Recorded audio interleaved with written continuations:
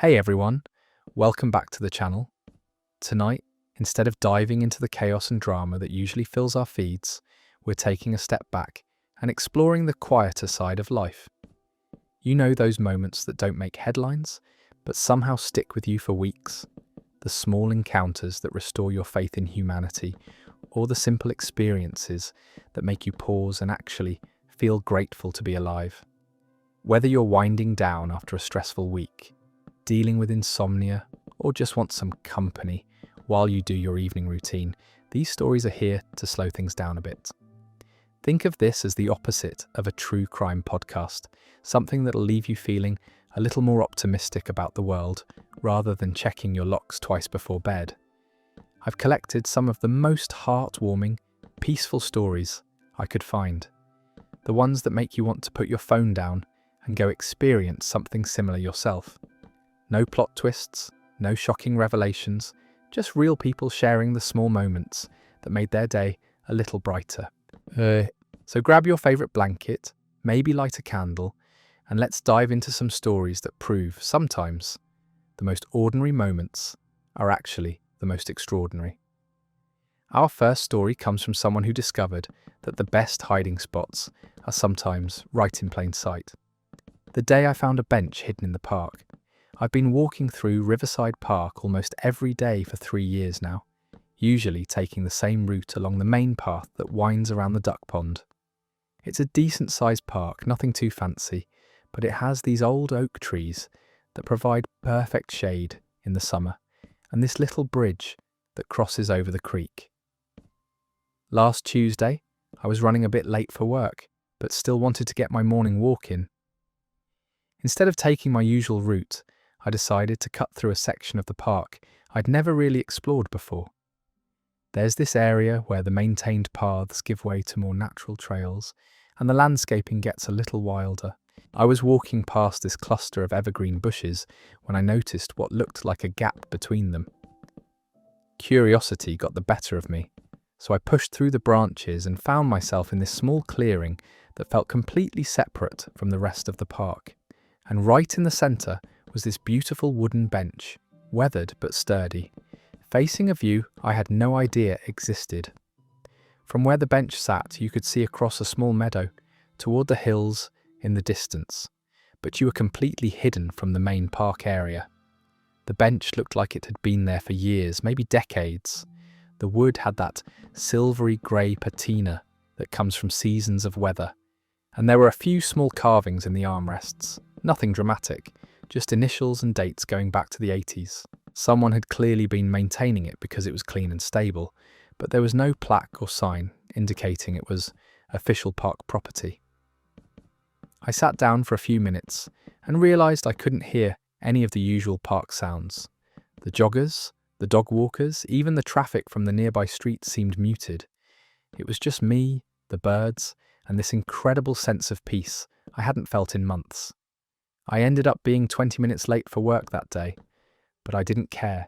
Since then, I've been coming back to what I now think of as my secret bench at least 3 times a week. I bring a book, sometimes just my coffee, and I sit there for anywhere from 15 minutes to an hour, depending on my schedule. I've never seen another person in that little clearing, though sometimes I find evidence that others have discovered it too. A forgotten bookmark, a coffee cup that wasn't there the day before. The strangest part is how different the same park feels depending on where you experience it from. The main paths are nice, but they're designed for movement, for getting from point A to point B.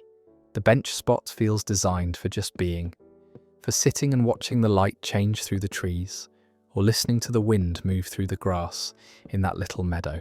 I've started bringing different books there, and somehow they all feel more meaningful when I read them in that space. Last week I was reading this collection of poetry that I probably would have rushed through at home, but sitting on the bench I found myself really absorbing each poem, even reading some of them out loud to the empty meadow. I keep wondering about the history of this place. Who put the bench there originally? Was it someone like me who just stumbled across the perfect spot? Or was it placed there intentionally by someone who knew what they were creating? The initials carved into the wood suggest It's been a special place for a lot of people over the years. Part of me wants to research it, maybe ask the parks department about it, but another part of me likes the mystery. There's something magical about having a place that feels like it exists just for you, even though you know logically that others have found it too. It's like being part of a secret club where the only requirement for membership is paying attention to your surroundings and being willing to push through a few bushes. The bench has become my reset button.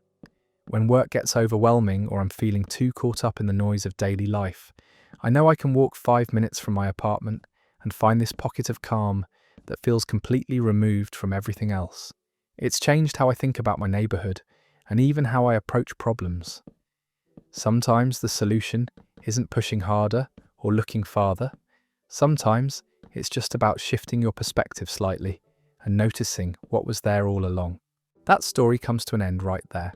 There's something so beautiful about discovering those hidden corners of familiar places. It makes you wonder what other peaceful spots are tucked away right under our noses, waiting for someone to slow down enough to notice them. Sometimes the best discoveries happen when we're running late and forced to take a different path. Speaking of unexpected encounters, our next story comes from someone who learned that sometimes strangers can change your entire week with just a few words. The time a stranger gave me a compliment for no reason. I was having one of those weeks where everything felt slightly off. Not dramatically bad, just the kind of persistent, low-level stress that makes you question whether you're handling adult life correctly. Work had been demanding, my apartment felt cluttered no matter how much I cleaned, and I'd been dealing with that nagging feeling that I was somehow falling behind everyone else my age. It was Thursday evening, around 6:30, and I was walking home from the grocery store with my usual haul of uninspiring dinner ingredients. I live in a neighborhood where most people keep to themselves, polite nods and brief eye contact, but not much actual interaction. I prefer it that way most of the time, but that week the isolation was feeling heavier than usual. I was about 2 blocks from my apartment, walking past the row of small shops that line my street, when someone walking in the opposite direction made eye contact and smiled.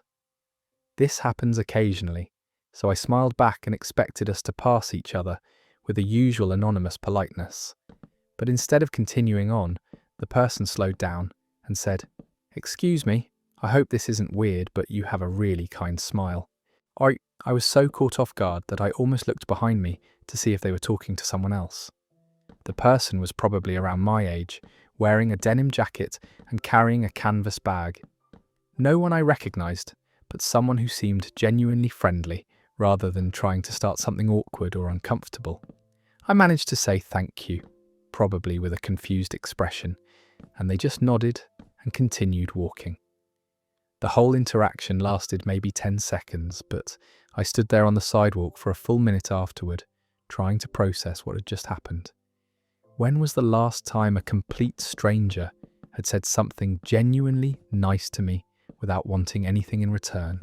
That comment stuck with me for the rest of the evening. I found myself smiling more as I made dinner, and when I caught my reflection in the bathroom mirror before bed, I actually looked at my smile and thought about what that person might have seen. I realised I'd been so focused on feeling overwhelmed and inadequate that I'd forgotten I was still putting positive energy out into the world, even when I didn't feel particularly positive myself. The next morning, I was more aware of my interactions with other people. The barista at the coffee shop near my office, the security guard in my building, the woman who held the elevator for me. I started noticing how often people do small kind things without making a big deal about it, and I realised that maybe I'd been doing the same thing without recognising it. Over the weekend, I couldn't stop thinking about that brief encounter, not in an obsessive way, but in a curious way. What had motivated that stranger to speak up? Had they been having a difficult week too and decided to spread some positivity? Or was giving unexpected compliments just part of their normal routine?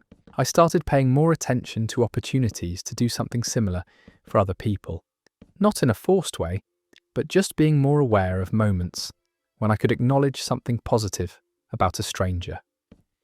The person at the crosswalk who helped an elderly man with his groceries. The teenager at the bus stop who was reading a book I loved, the jogger who always waves when we pass each other in the park. By the following Thursday, exactly a week after the original encounter, I realised that one comment from a stranger had shifted something fundamental about how I move through my daily life.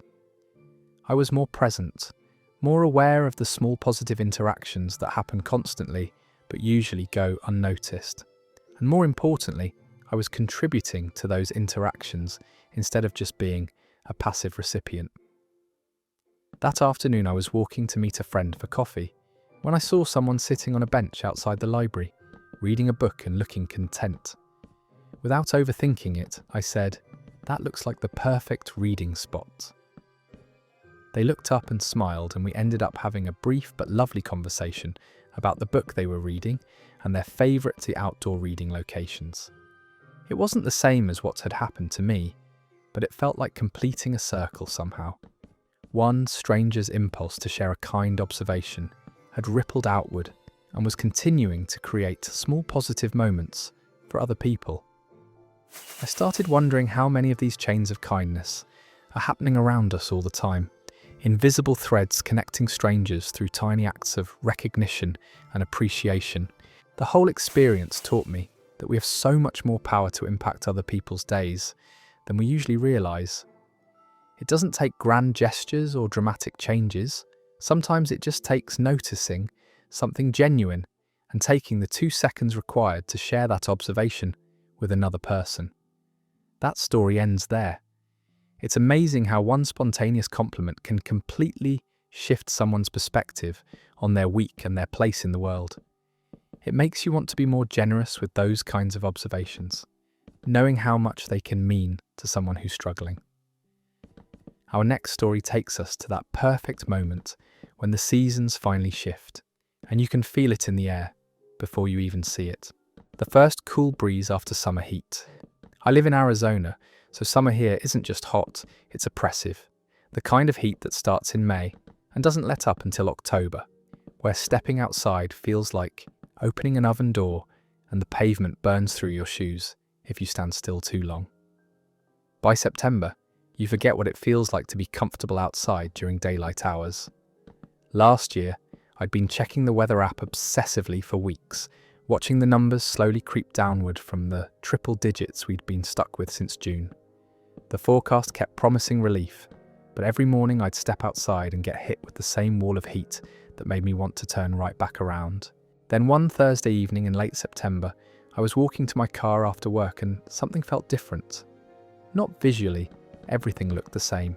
The same relentless blue sky, the same heat shimmer rising from the asphalt. But when a breeze moved across the parking lot, instead of feeling like a hairdryer on high setting, it actually felt like air. Real air that didn't burn my lungs or make me squint against the intensity. I stopped walking and just stood there, letting that breeze move over my arms and face. For the first time in months, I wasn't immediately calculating the shortest route to air conditioning. I wasn't hunching my shoulders against the heat or feeling that familiar exhaustion that comes from your body working overtime just to stay cool. The temperature had only dropped maybe 5 degrees from the week before, but it was like someone had flipped a switch.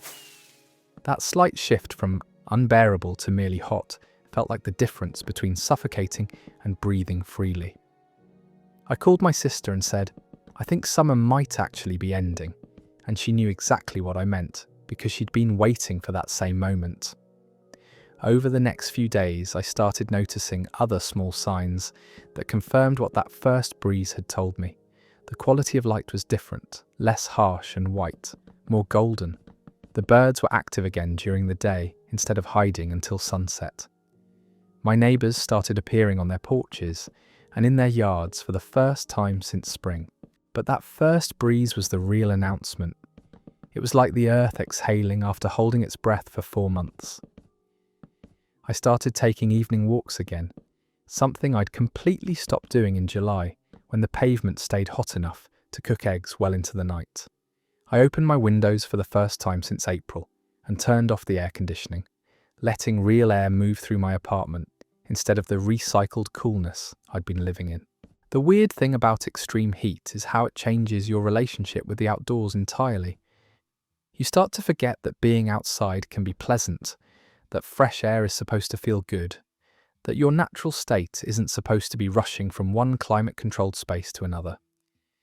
When you've spent months viewing the outside world as hostile territory, that first genuinely comfortable breeze feels miraculous.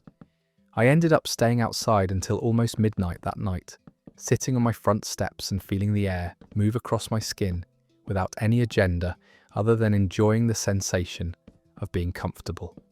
My neighbour across the street was doing the same thing, and we waved at each other with this shared understanding that we were both celebrating the same small miracle. Now, every year around this time, I find myself waiting for that moment, not just checking the weather forecast, but actually paying attention to how the air feels when I step outside. Because there's always that one day when summer finally breaks, when the season shifts from something you endure to something you can actually experience again. That story wraps up there. There's something almost spiritual about that first moment when you realize the heat has broken and you can actually exist comfortably outside again. It's like remembering what your own skin feels like without constantly fighting against the temperature. Let me tell you about a daily ritual that turned into something much more meaningful than just a morning walk. The dog that always greets me on my morning walk. I've been taking the same route through my neighbourhood for about 2 years now, leaving my apartment at 7:30 and walking the loop that takes me past the elementary school, around the small park, and back home. It's a pretty standard suburban route, nothing too exciting, but it gets me moving and helps me start the day with some fresh air before I have to sit at a desk for 8 hours. About 6 months into this routine, I started noticing this golden retriever who would appear at the fence of one particular house right as I was walking by. At first, I thought it was just coincidence. Dogs hear footsteps and come to investigate. That's normal behaviour. But after a few weeks, I realised this dog wasn't just randomly appearing. She was waiting for me. Every morning, as I approached the corner where her house sits, I could see her golden head pop up from wherever she'd been lying in the yard. By the time I reached the fence, she'd be standing there with her tail going crazy, like she'd been anticipating this moment since she woke up. Not barking or jumping, just this pure excitement that someone she recognised was about to walk by. I started slowing down when I reached her section of fence, and she'd follow me along the length of the yard, tail wagging the entire time. If I stopped to tie my shoe or check my phone, she'd sit and wait patiently until I started moving again. The whole interaction probably lasted 30 seconds, but it became the highlight of my morning routine. After a few months of this daily greeting, I realised I was actually planning my schedule around her. If I was running late and tempted to skip my walk, I'd think about how she'd be waiting there, and I'd feel guilty about disappointing her. If I left earlier or later than usual, I'd wonder if I'd missed her, or if she'd wonder where I was. One morning, I was walking by and she wasn't there. The yard was empty, and I found myself actually concerned. Had something happened to her? Was she sick? I felt ridiculous for worrying about a dog I'd never even petted, but I'd become so used to that daily dose of pure happiness that her absence left a noticeable gap in my morning. The next day, she was back in her usual spot, and I swear she seemed even more excited than normal, like she'd missed our routine too. I started carrying small dog treats in my pocket, not to feed her through the fence, but just as a backup plan, in case her owners were okay with it. I never actually gave her any, but knowing I had them made me feel more prepared for our friendship. I began to realise that this dog had become my accountability partner for maintaining this healthy habit. On days when I was tired or unmotivated, knowing she'd be there waiting gave me the extra push I needed to get out the door. It was like having a workout buddy who never cancelled or complained about the weather. The strangest part is how this simple interaction started affecting the rest of my day. That burst of unconditional enthusiasm from a dog who was just happy to see a familiar face put me in a better mood for hours. I found myself smiling during my commute, being more patient with co-workers, generally feeling more positive about small interactions with other people. One Saturday morning, I was walking by at a different time than usual and saw a woman in the yard with a dog. I waved and she came over to the fence. Turns out, the dog's name is Honey, and she's apparently been doing this greeting routine with various neighbourhood walkers for years. The woman thanked me for being consistent because Honey clearly looked forward to our daily meetings. Learning her name made the whole thing even more special. Now when I approach the fence, I say good morning to Honey specifically, and her tail somehow wags even harder when she hears her name.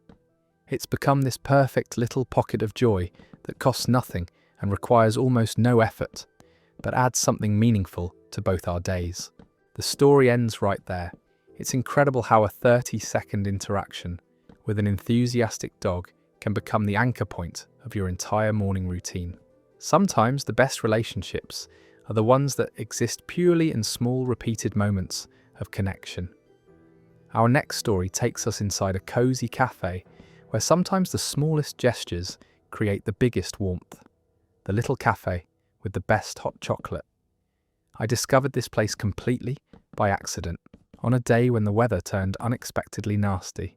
I'd been walking downtown, running errands on what started as a pleasant Saturday afternoon, when the sky suddenly opened up with one of those dramatic downpours that soaks you completely within seconds. I ducked into the first door I could find, which happened to be a tiny cafe I'd walked past dozens of times, but never actually entered. It was one of those narrow spaces wedged between larger buildings, the kind of place you might miss if you weren't paying attention. The sign outside just said Corner Cafe in simple black letters, nothing fancy or attention-grabbing. Inside was exactly what you'd hope for when seeking shelter from a storm. Maybe 8 small tables, mismatched chairs that looked comfortable rather than coordinated, and walls covered with local artwork and community bulletin board notices. The lighting was warm and soft, coming from table lamps rather than harsh overhead fixtures, and there was jazz playing quietly from speakers I couldn't see. I was dripping rainwater onto their floor and probably looked like a disaster, but the barista behind the counter just smiled and asked if I needed a towel. She was probably in her 20s, with paint-stained fingers that suggested she was an artist when she wasn't making coffee, and she had this genuinely welcoming energy that made me feel less self-conscious about my soggy appearance. I ordered hot chocolate because it seemed like the appropriate drink for someone who'd just been caught in a surprise storm, and also because the chalkboard menu described it as house-made with real chocolate and whatever makes you happy. I wasn't sure what that last part meant, but it sounded promising.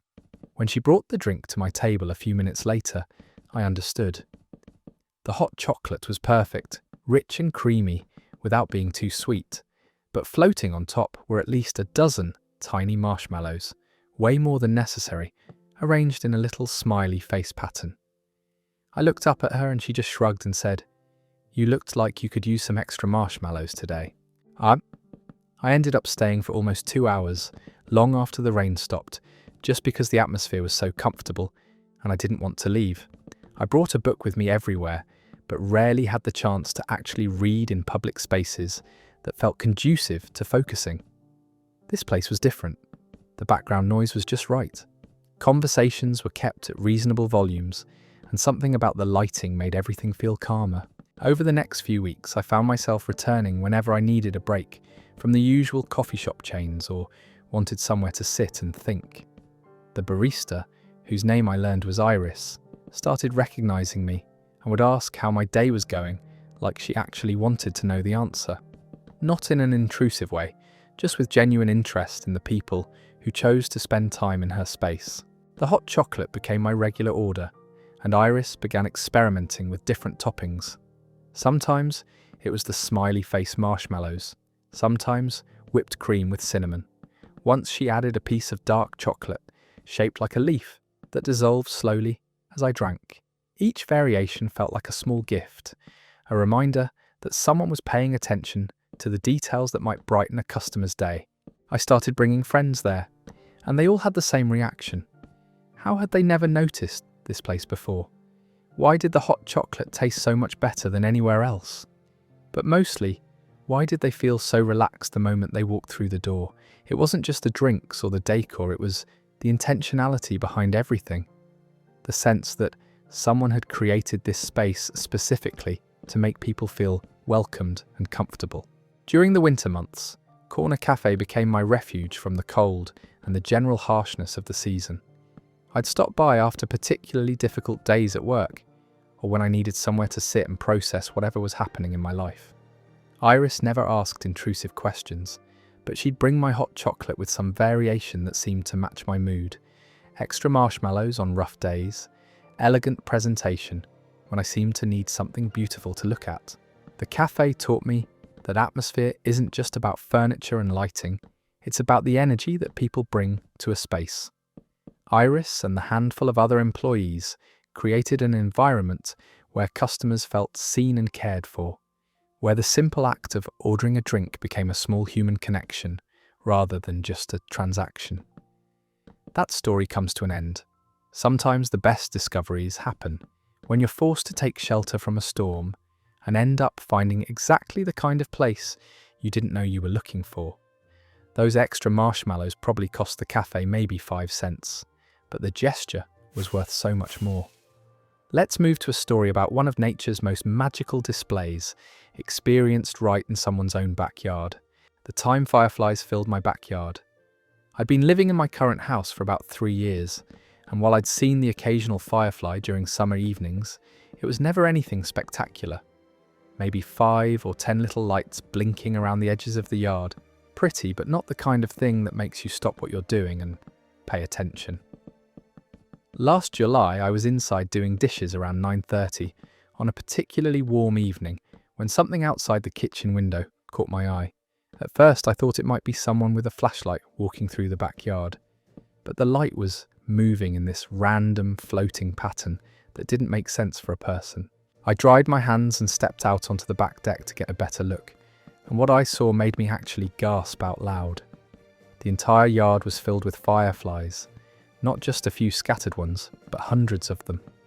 Tiny points of light were rising from the grass, floating through the air at different heights, blinking on and off in this completely magical display that looked like something from a fairy tale. I'd never seen anything like it in real life.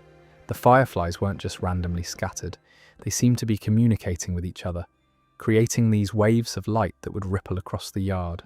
Some were flying low, just above the grass, while others were up near the tree branches, and the effect was this 3-dimensional light show happening in my own backyard. I called my neighbour over the fence and asked if she was seeing this too, because it felt too extraordinary to be real. She came outside, and we both just stood there, watching in amazement. She'd lived in the neighbourhood for 15 years and had never witnessed anything like it either. We spent the next hour sitting on our respective decks, barely talking, just absorbing this incredible display. The fireflies stayed active until almost midnight. I kept expecting them to disperse or fade away, but they just kept blinking and floating and creating these patterns that seemed almost choreographed.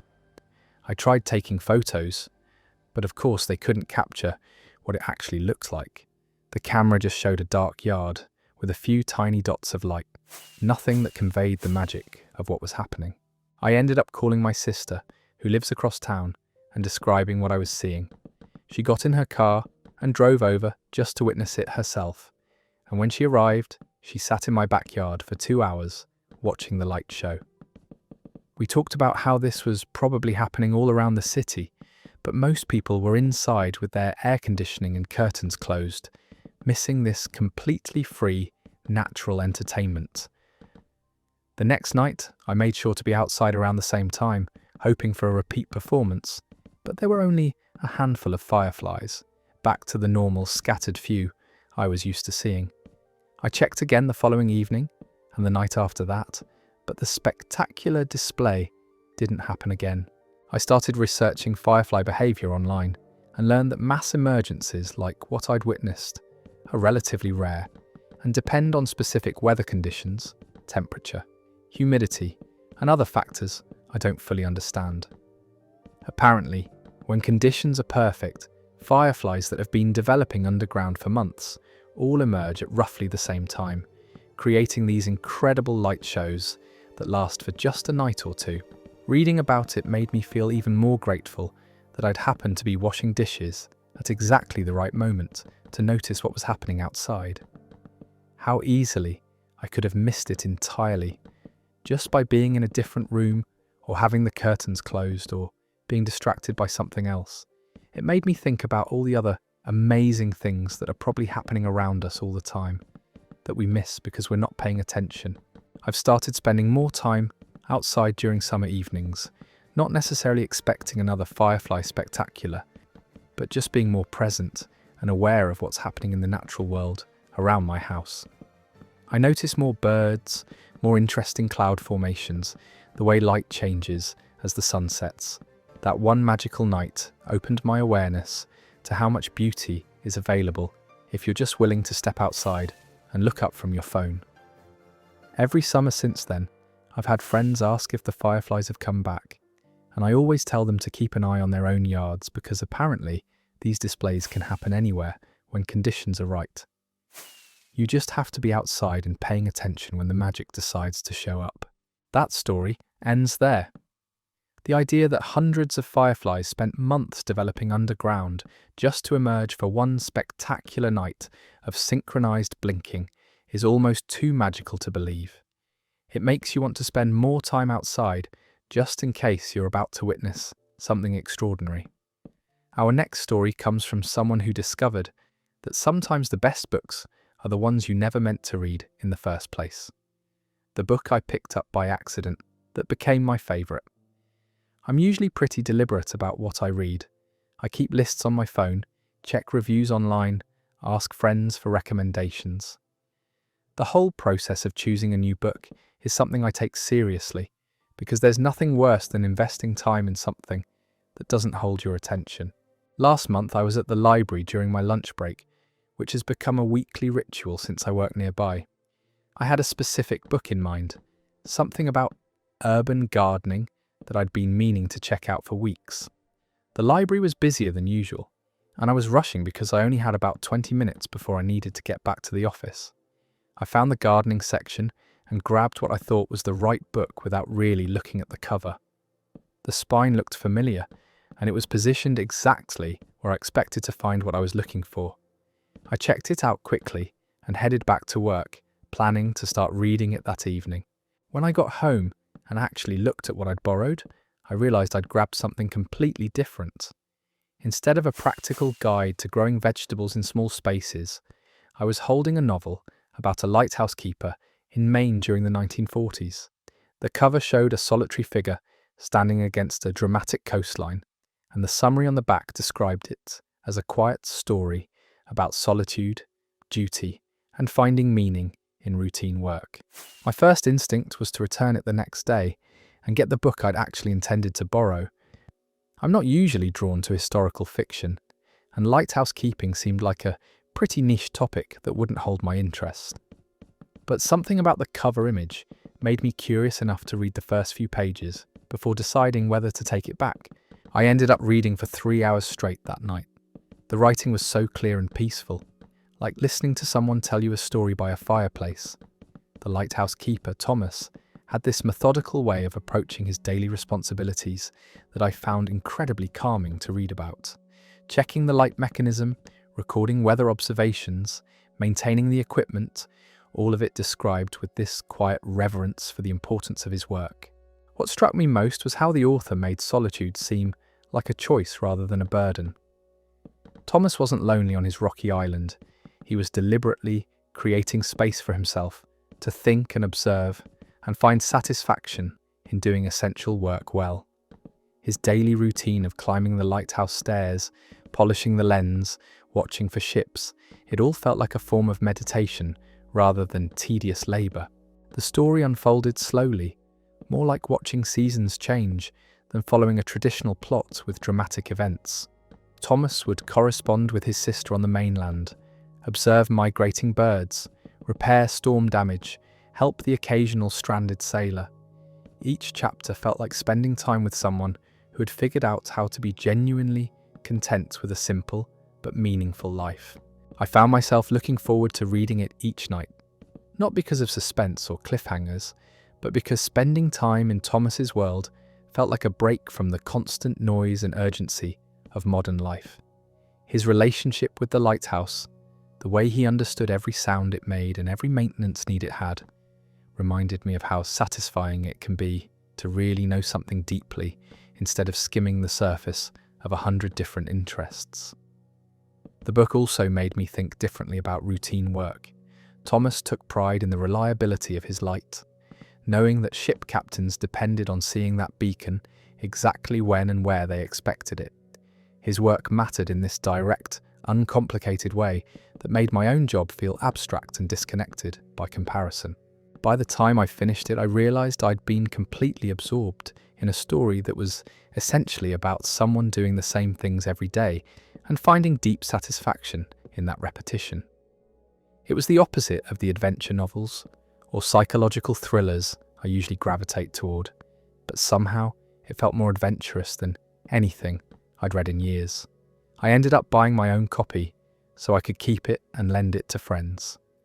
I also started looking for other books by the same author and discovered she'd written a whole series of quiet novels about people in solitary professions. Astronomers, forest fire lookouts, night security guards, all approached with the same gentle attention to how meaningful work can become a form of spiritual practice. That accidental library grab changed what I look for in books now.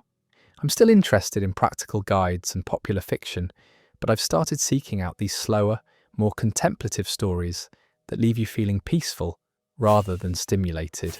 Sometimes the best discoveries happen when you accidentally pick up exactly what you didn't know you needed. That story wraps up there. There's something beautiful about stumbling onto a book that shows you a completely different way of thinking about solitude and routine work.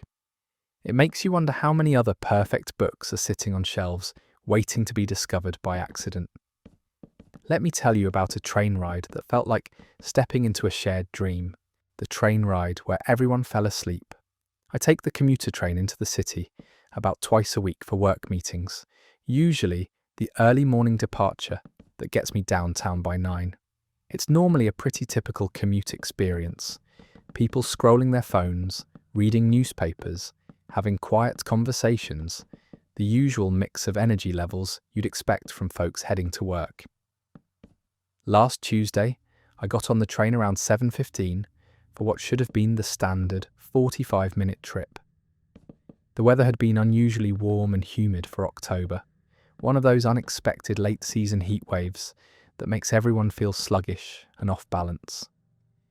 The train car wasn't crowded, maybe 20 people spread across the seats, but everyone seemed more subdued than usual. About 10 minutes into the journey, I started noticing how quiet it was. Not just quiet conversation, but genuinely quiet, like people weren't talking at all. I looked around and realised that most of the passengers were either already asleep or clearly fighting to stay awake. The woman across the aisle had her head resting against the window, breathing deeply with her eyes closed. The businessman, a few seats ahead, was nodding off over his laptop. The train has this gentle rocking motion that's usually just background sensation, but that morning it seemed more pronounced, more rhythmic. Combined with the warm temperature and the soft morning light filtering through the windows, the whole car felt like it was designed for sleeping. Even the usual train sounds, the clacking of wheels on tracks and the low hum of the engine, seemed softer and more hypnotic than normal.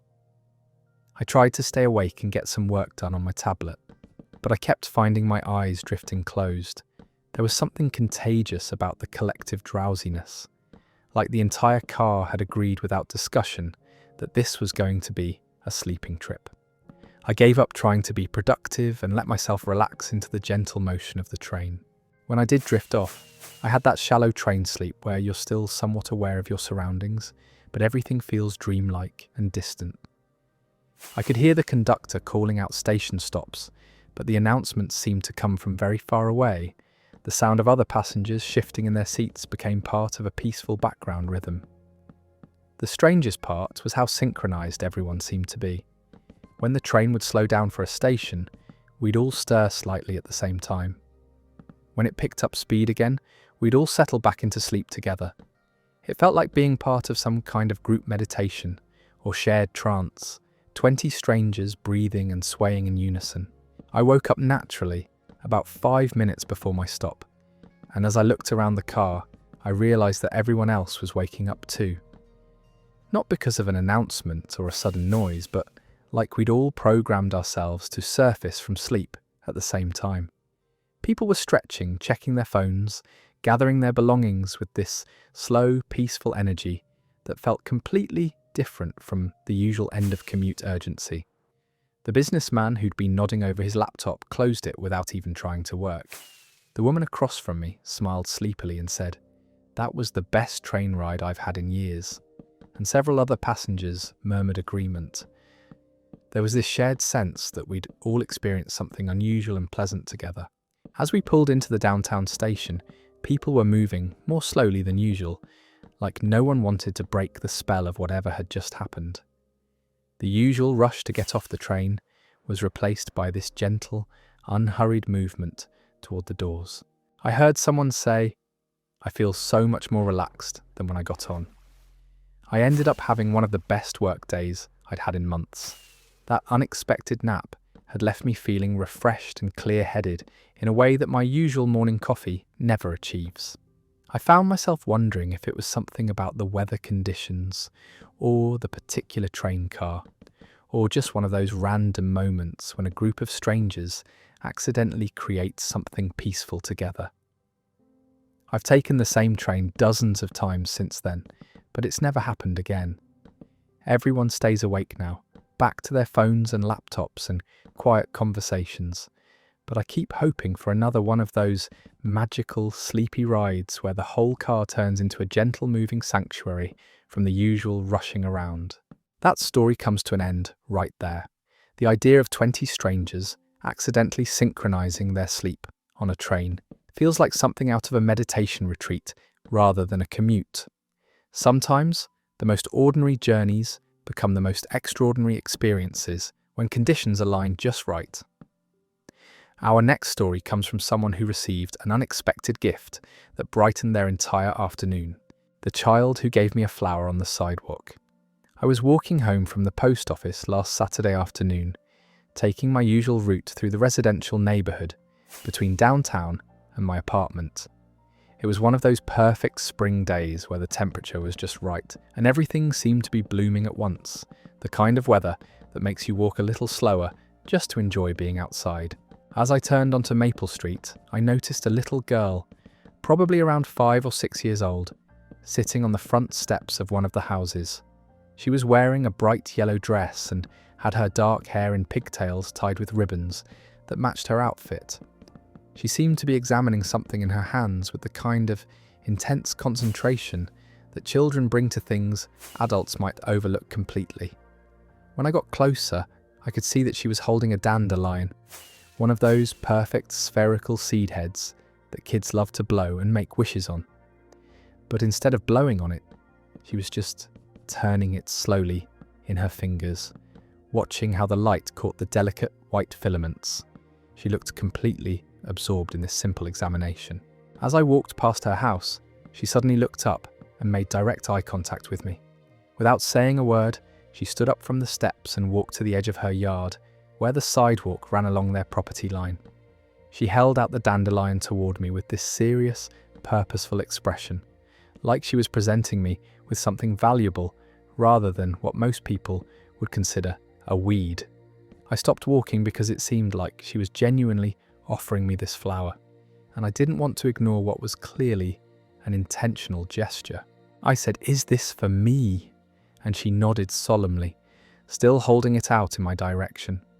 When I reached out to take it, she smiled this huge, gap-toothed smile that completely transformed her serious little face. "Thank you," I said, and she just nodded again and skipped back to her front steps like her mission was complete. The whole interaction lasted maybe 30 seconds, but there was something so pure about it that I found myself smiling for the rest of my walk home. Here was this child who had found something beautiful in her yard and decided, for reasons I'll never know, that I should have it. I carried the dandelion carefully for the remaining 4 blocks to my apartment, treating it like the gift it was rather than something I'd picked up off the ground.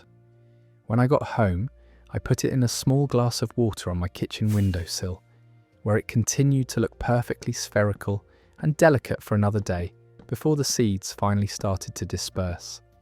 What struck me most was how the little girl had transformed something that most adults view as a lawn nuisance into a genuine offering. She hadn't seen a weed that needed to be removed. She'd seen something beautiful and interesting that was worth sharing with a stranger. Her perspective completely shifted how I looked at the dandelions growing in my own neighbourhood. The next time I walked past her house, she was outside again, this time playing with sidewalk chalk on their driveway. She waved when she saw me, and I waved back, but she didn't offer me any more flowers. It seemed like that first interaction had been a one-time impulse, rather than something she did regularly with passers-by. But that single dandelion gift changed how I noticed children when I'm walking around the neighbourhood. I started paying attention to the serious way kids examine things that adults rush past, the way they find wonder in ordinary objects, the generosity they show when they want to share something they think is special. I also started seeing dandelions differently. Instead of viewing them as weeds cluttering up otherwise neat lawns, I began noticing their actual beauty, the way the yellow flowers are perfectly constructed, and how the seed heads create these intricate geometric patterns. That little girl's gift had given me new eyes for something I'd been overlooking for years. The whole experience reminded me that sometimes the most meaningful exchanges happen without any context or explanation. I'll never know why that particular child decided to give me that particular flower at that particular moment, but her spontaneous generosity added something lovely to what had been a perfectly ordinary errand run. That story ends there. The pure generosity of a child who sees beauty in a dandelion and decides a passing stranger should have it is exactly the kind of moment that restores your faith in human nature. Sometimes, the smallest gifts carry the most meaning. Let me tell you about the magic that happens right after a good rainstorm. The quiet street right after rain. I stepped outside my apartment building around 8 in the morning, about 10 minutes after a brief but intense thunderstorm had passed through the neighbourhood. The rain had been one of those sudden spring downpours that arrives with dramatic thunder and lightning, dumps water everywhere for maybe 20 minutes, then moves on as quickly as it came. The first thing I noticed was how different the air smelled. Instead of the usual city mixture of exhaust and concrete, everything smelled fresh and green and alive. It was like someone had washed the entire world and left it sparkling clean. The scent was so pure and sweet that I found myself taking deeper breaths than usual, trying to hold on to that clean air feeling before it faded. My street, which is normally busy with morning commuters and delivery trucks, was completely empty and quiet. The pavement was still wet enough to reflect the sky, creating this mirror effect that made the whole roadway look like a shallow lake.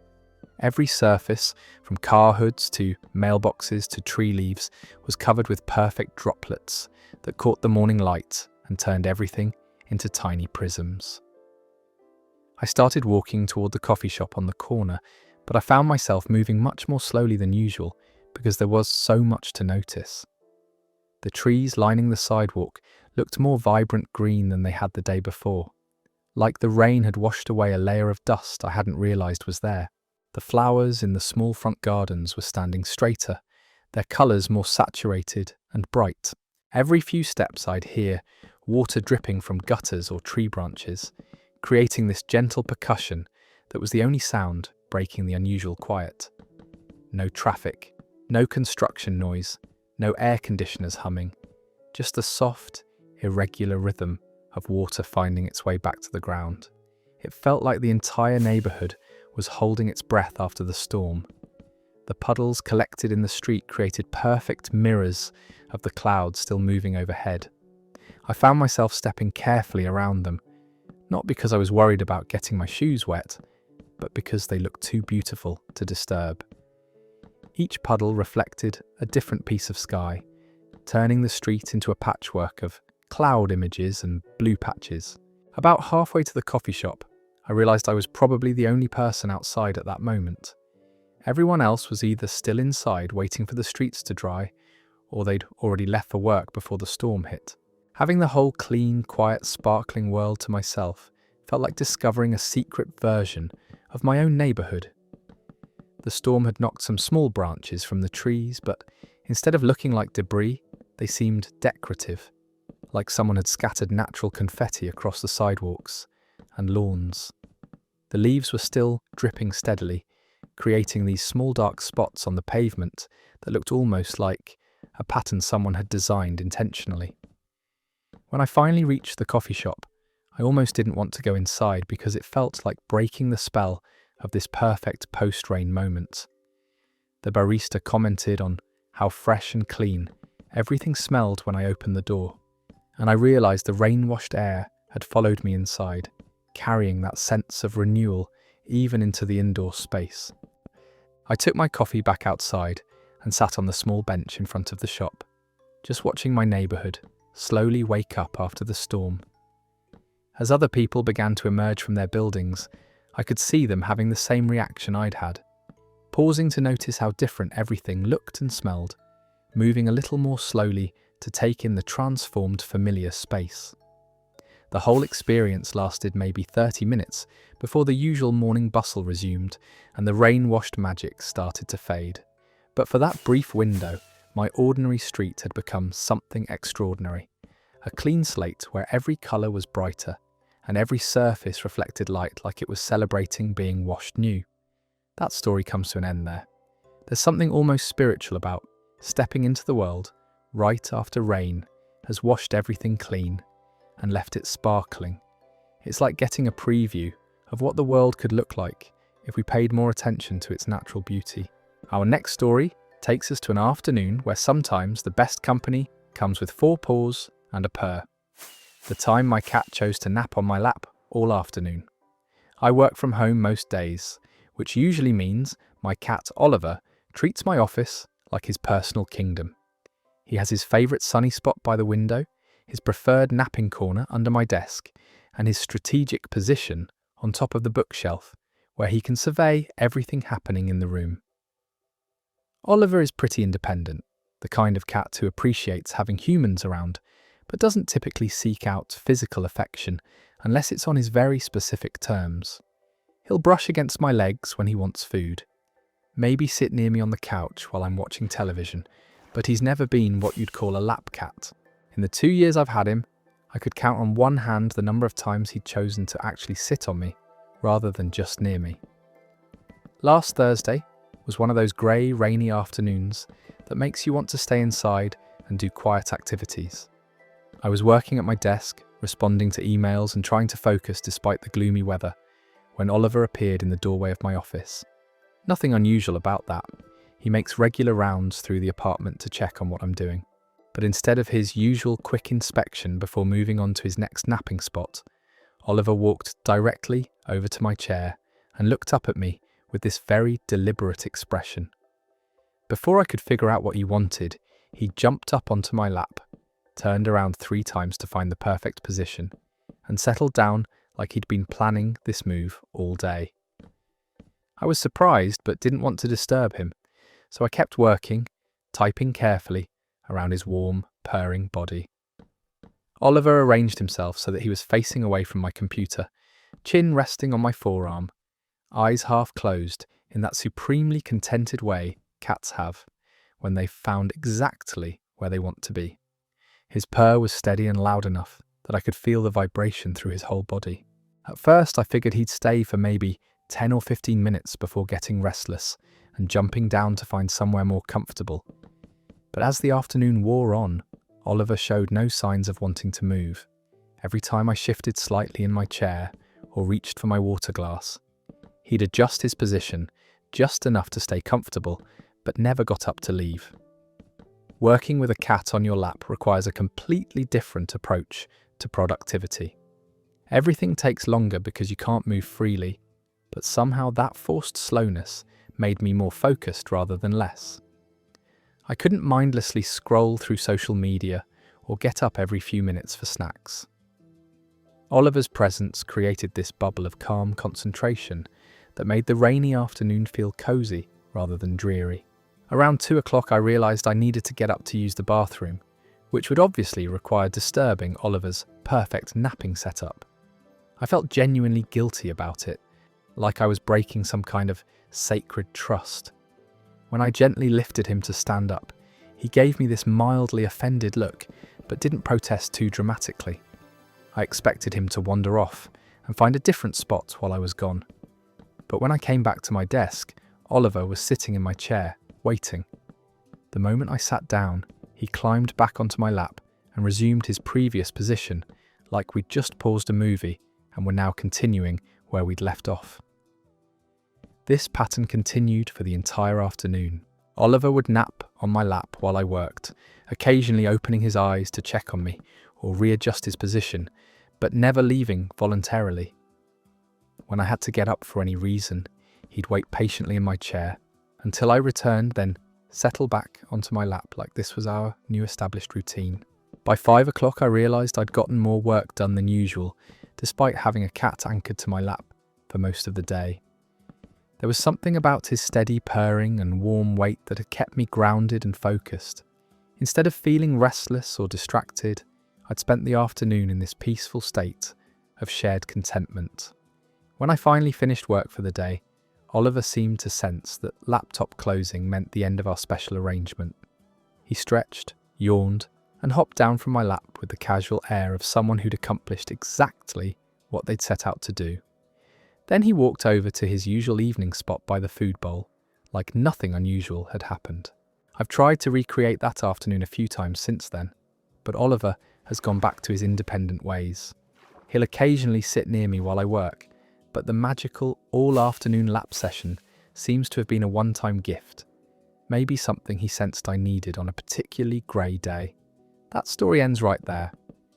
Sometimes cats seem to have this sixth sense about when we need extra comfort, and they'll break their usual patterns to provide exactly the kind of peaceful company that makes everything feel better. Oliver's afternoon of purring companionship was probably worth more than any expensive stress relief technique. Let me tell you about witnessing one of nature's most perfectly calm moments. The day I watched the ocean look like glass. I'd driven down to the coast on a Sunday morning, mostly because I needed to get out of the city and clear my head after a particularly stressful week. The beach I usually visit is about an hour's drive from my apartment. Nothing too spectacular, just a decent stretch of sand with some rocky areas, and usually enough wind to make the water choppy and interesting to watch. When I arrived around 9 in the morning, I immediately noticed something unusual about the water. Instead of the typical rolling waves and whitecaps I was used to seeing, the ocean stretched out perfectly, flat and still, like someone had poured liquid mirror across the entire horizon. There wasn't even the smallest ripple disturbing the surface. I've been coming to this particular beach for about 3 years, and I'd never seen the water so completely calm.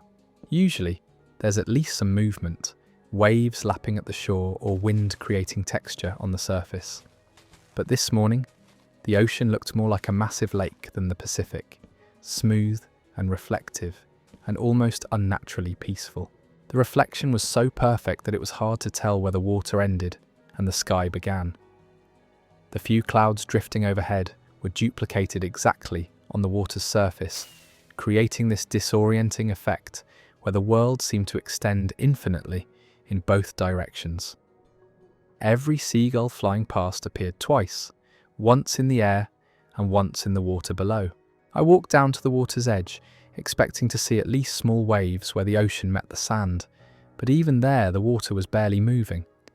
Instead of the usual rhythm of waves advancing and retreating, the sea just gently touched the shore with the slightest possible motion, like it was breathing very slowly and quietly.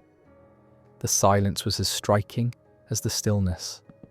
Usually, a beach has this constant soundtrack of waves breaking and water rushing up the sand, but this morning all I could hear were the calls of a few distant seabirds and the soft sound of the ocean barely touching the shore. It felt like nature had turned down the volume on everything to match the peaceful visual. I found a piece of driftwood to sit on and just watched this incredible display of calm for about an hour. Every few minutes, I'd expect the wind to pick up and disturb the perfect surface, but the stillness continued. A few other early morning beach walkers stopped to comment on how unusual and beautiful it was, like we were all witnessing something rare together. The light kept changing as the sun rose higher, creating different effects on the mirror-smooth water. Sometimes the surface looked silver, sometimes deep blue, sometimes it picked up the exact colours of the sky so perfectly that the horizon completely disappeared. It was like watching a slow-motion light show reflected in the world's largest mirror.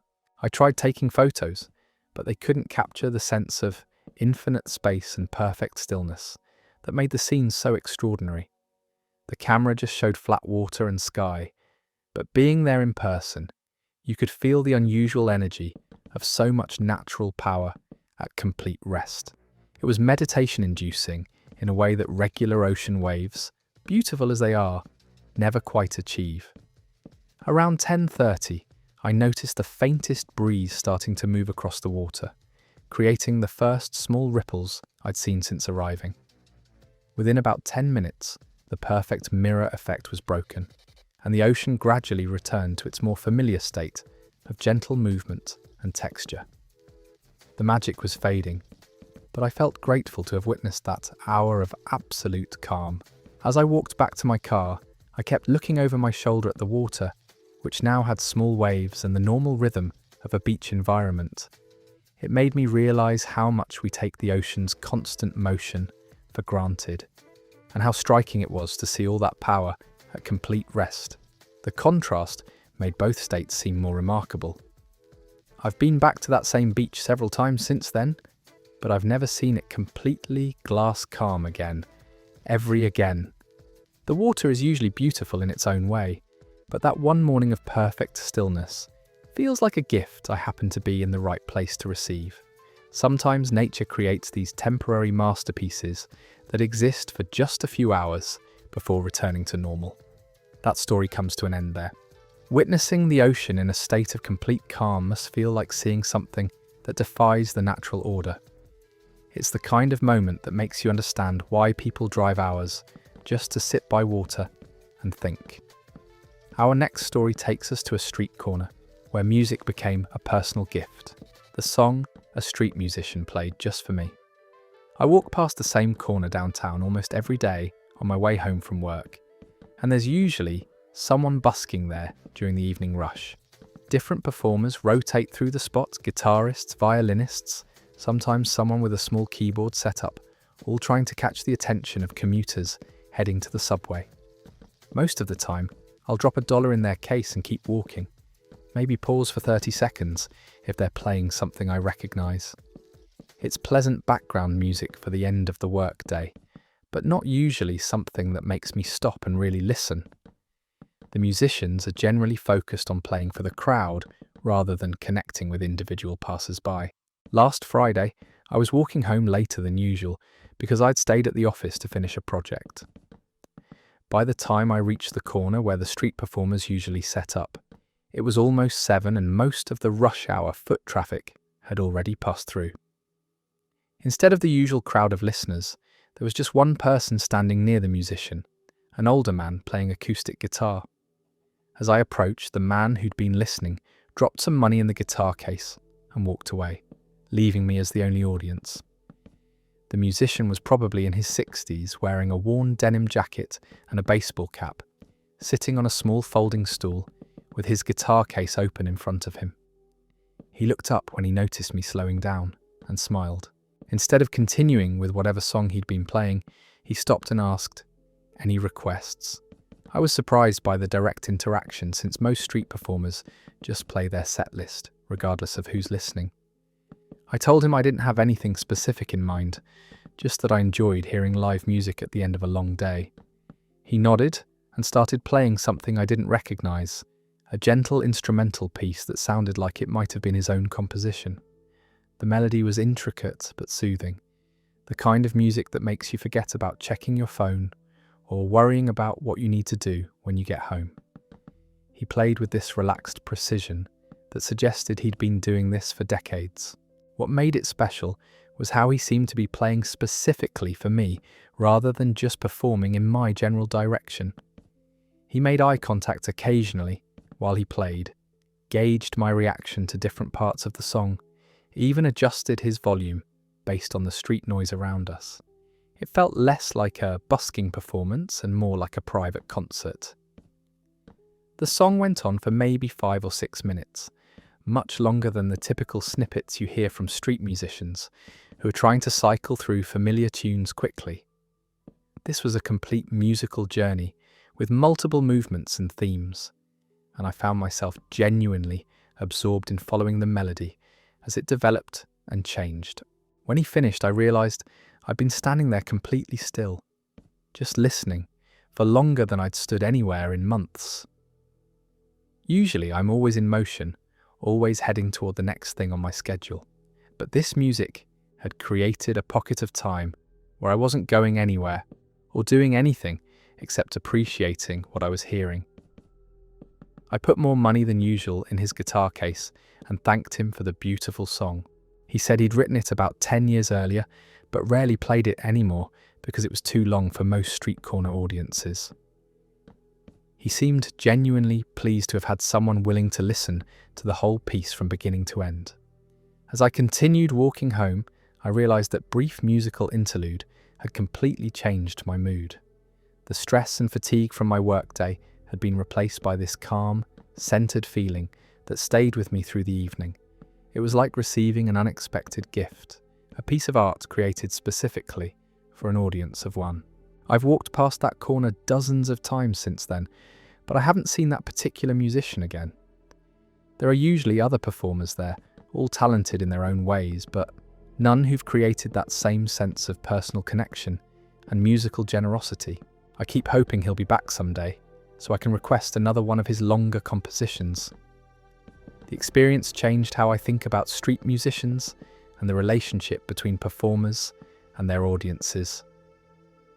That man didn't just play music near me, he played music for me, creating this brief but meaningful connection through sound. Sometimes the most memorable concerts happen on sidewalks with an audience of one. That story ends there.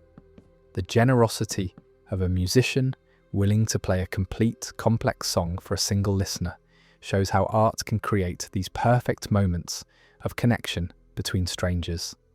It's the kind of encounter that reminds you to slow down and really listen when someone is offering something beautiful. Let me tell you about the most perfect way to start a morning. The time I woke up to birdsong outside my window.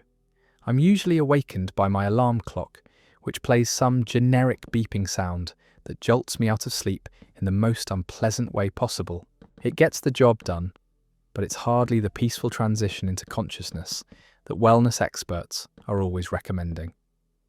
Most mornings I hit snooze at least twice before grudgingly accepting that I need to get up and start my day. Last Sunday morning, I woke up naturally around 6:30, about an hour before my alarm was set to go off. Instead of the usual harsh electronic sound, I became aware of this incredible chorus of birds singing right outside my bedroom window. Not just one or two birds, but what seemed like dozens of different voices creating this layered symphony that was both energizing and incredibly peaceful. I kept my eyes closed and just listened for a few minutes, trying to identify the different songs I was hearing. There were the familiar chirps and warbles I'd heard before, but also these complex melodic patterns I'd never noticed. Like some birds were improvising jazz solos, while others provided a steady rhythmic background. The whole performance was perfectly synchronized, but also spontaneous and joyful.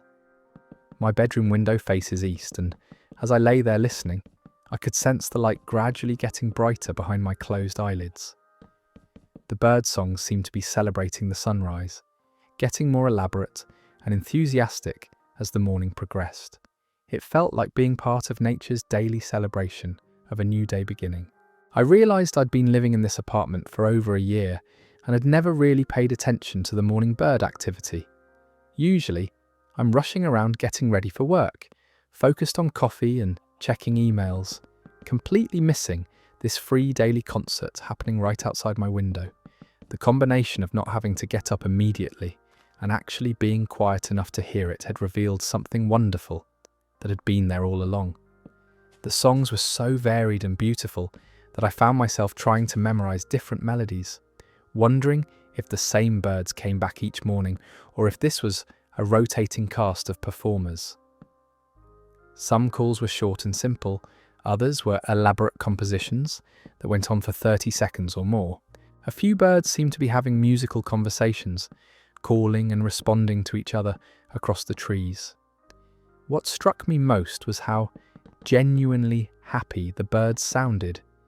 There was this pure joy in their voices that was infectious, like they were singing not because they had to, but because they absolutely loved singing. It made me think about how rarely I do anything with that same kind of uninhibited enthusiasm, especially first thing in the morning.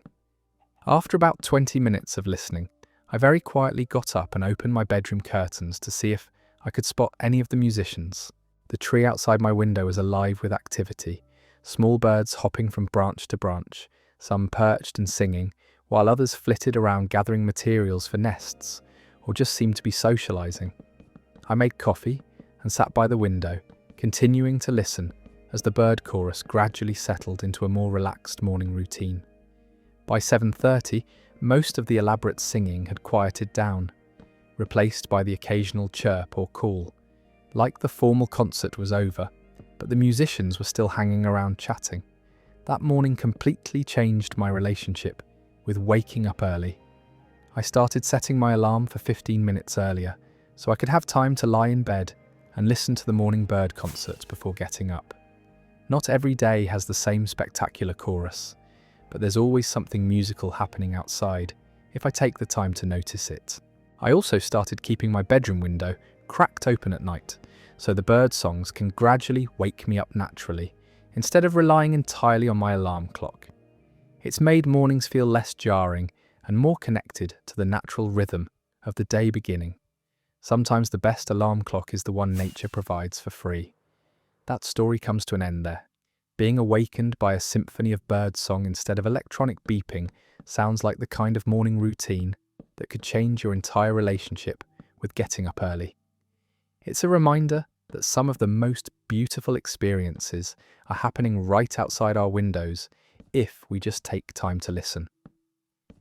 Our final story for tonight takes us to the simple power of the right scent to transform a space into a home. The candle that made my room feel like home. I moved into my current apartment about 4 months ago, and while it's a perfectly nice space with good light and decent furniture, it never quite felt like home. Everything was functional, but impersonal. Like I was staying in a well-appointed hotel room rather than living in my own space.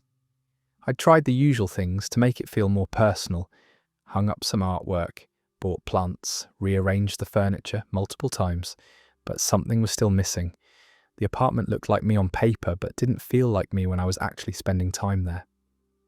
There was no sense of comfort or belonging, just the basic satisfaction of having a clean, organised place to sleep and keep my stuff. Last month I was walking through the farmers market downtown when I passed a booth selling handmade candles. The woman running the stand had dozens of different scents arranged on her table, each one in a simple glass jar with a wooden wick. She invited me to smell whichever ones caught my attention, so I started working my way through the display. Most of the scents were pleasant but didn't really speak to me. Typical candle fragrances like lavender, ocean breeze and vanilla that smelled nice but generic. Then I picked up one labelled Autumn Kitchen, and the scent immediately transported me to my grandmother's house during holiday baking season. It smelled like cinnamon and brown butter and something warm and welcoming that I couldn't quite identify. The candle maker explained that she'd blended vanilla, cinnamon, a touch of nutmeg, and something called benzoin, which apparently gives candles that cosy, slightly sweet bass note that makes spaces feel lived in and loved. She said she'd been working on the autumn kitchen blend for 2 years, trying to capture the scent of a home where people actually cook and bake and spend time together. I bought the candle even though it was more expensive than I usually spend on things like that, mostly because the scent had triggered such a strong emotional response. When I got home, I lit it in my living room, and within minutes the entire apartment felt completely transformed. Not just the smell, but the entire atmosphere shifted from impersonal space to cozy sanctuary. The candlelight created this warm, flickering ambiance that made all my furniture look more inviting and comfortable. But it was really the scent that worked the magic, filling the room with this sense of warmth and familiarity that had been missing since I'd moved in. Suddenly my apartment felt like somewhere I wanted to spend time rather than just sleep. I started lighting the candle every evening when I got home from work, and it became this ritual that marked the transition from public, professional day to private, relaxed evening. The moment I lit it, I could feel my shoulders drop and my breathing slow down. The scent signaled to my brain that I was in a safe, comfortable space where I could fully relax.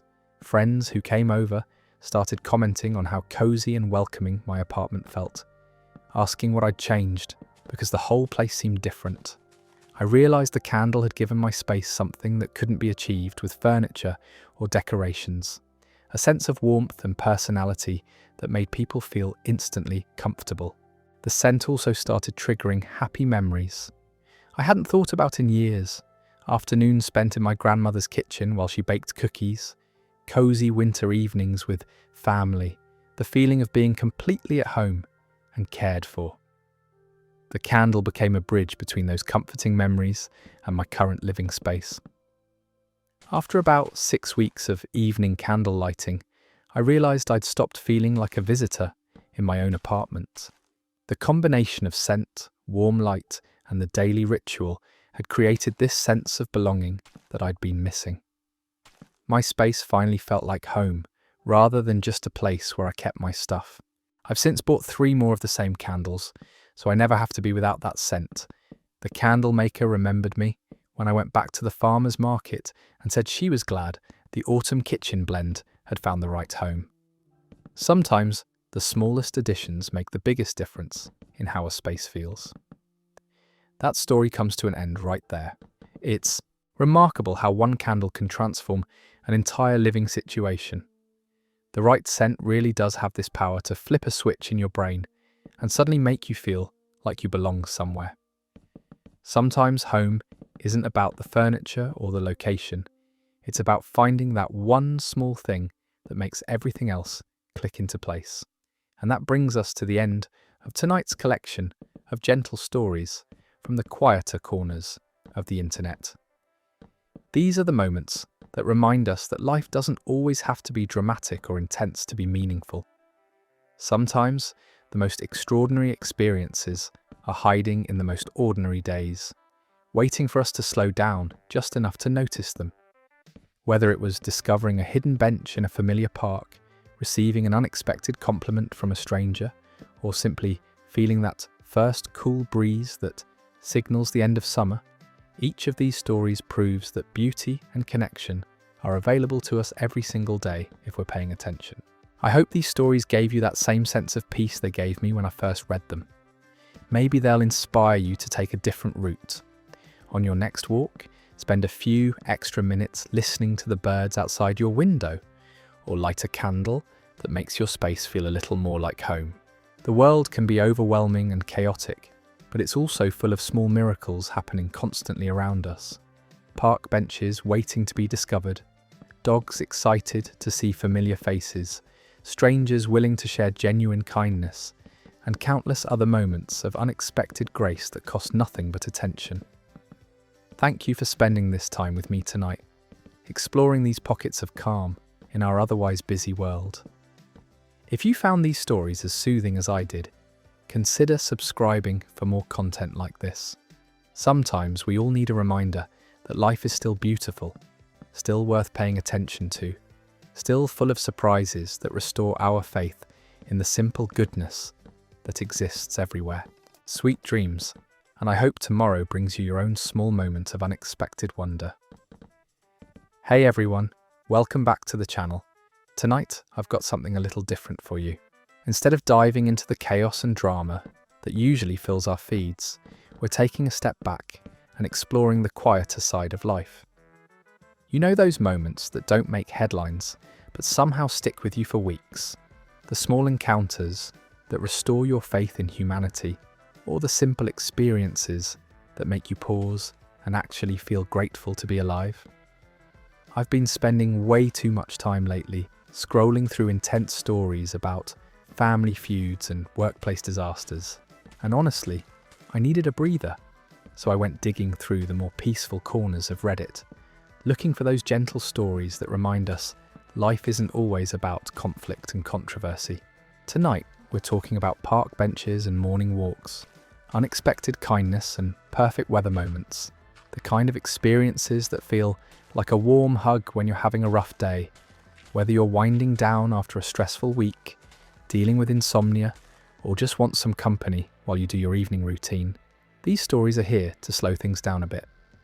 Think of this as the opposite of a true crime podcast, something that'll leave you feeling a little more optimistic about the world rather than checking your locks twice before bed.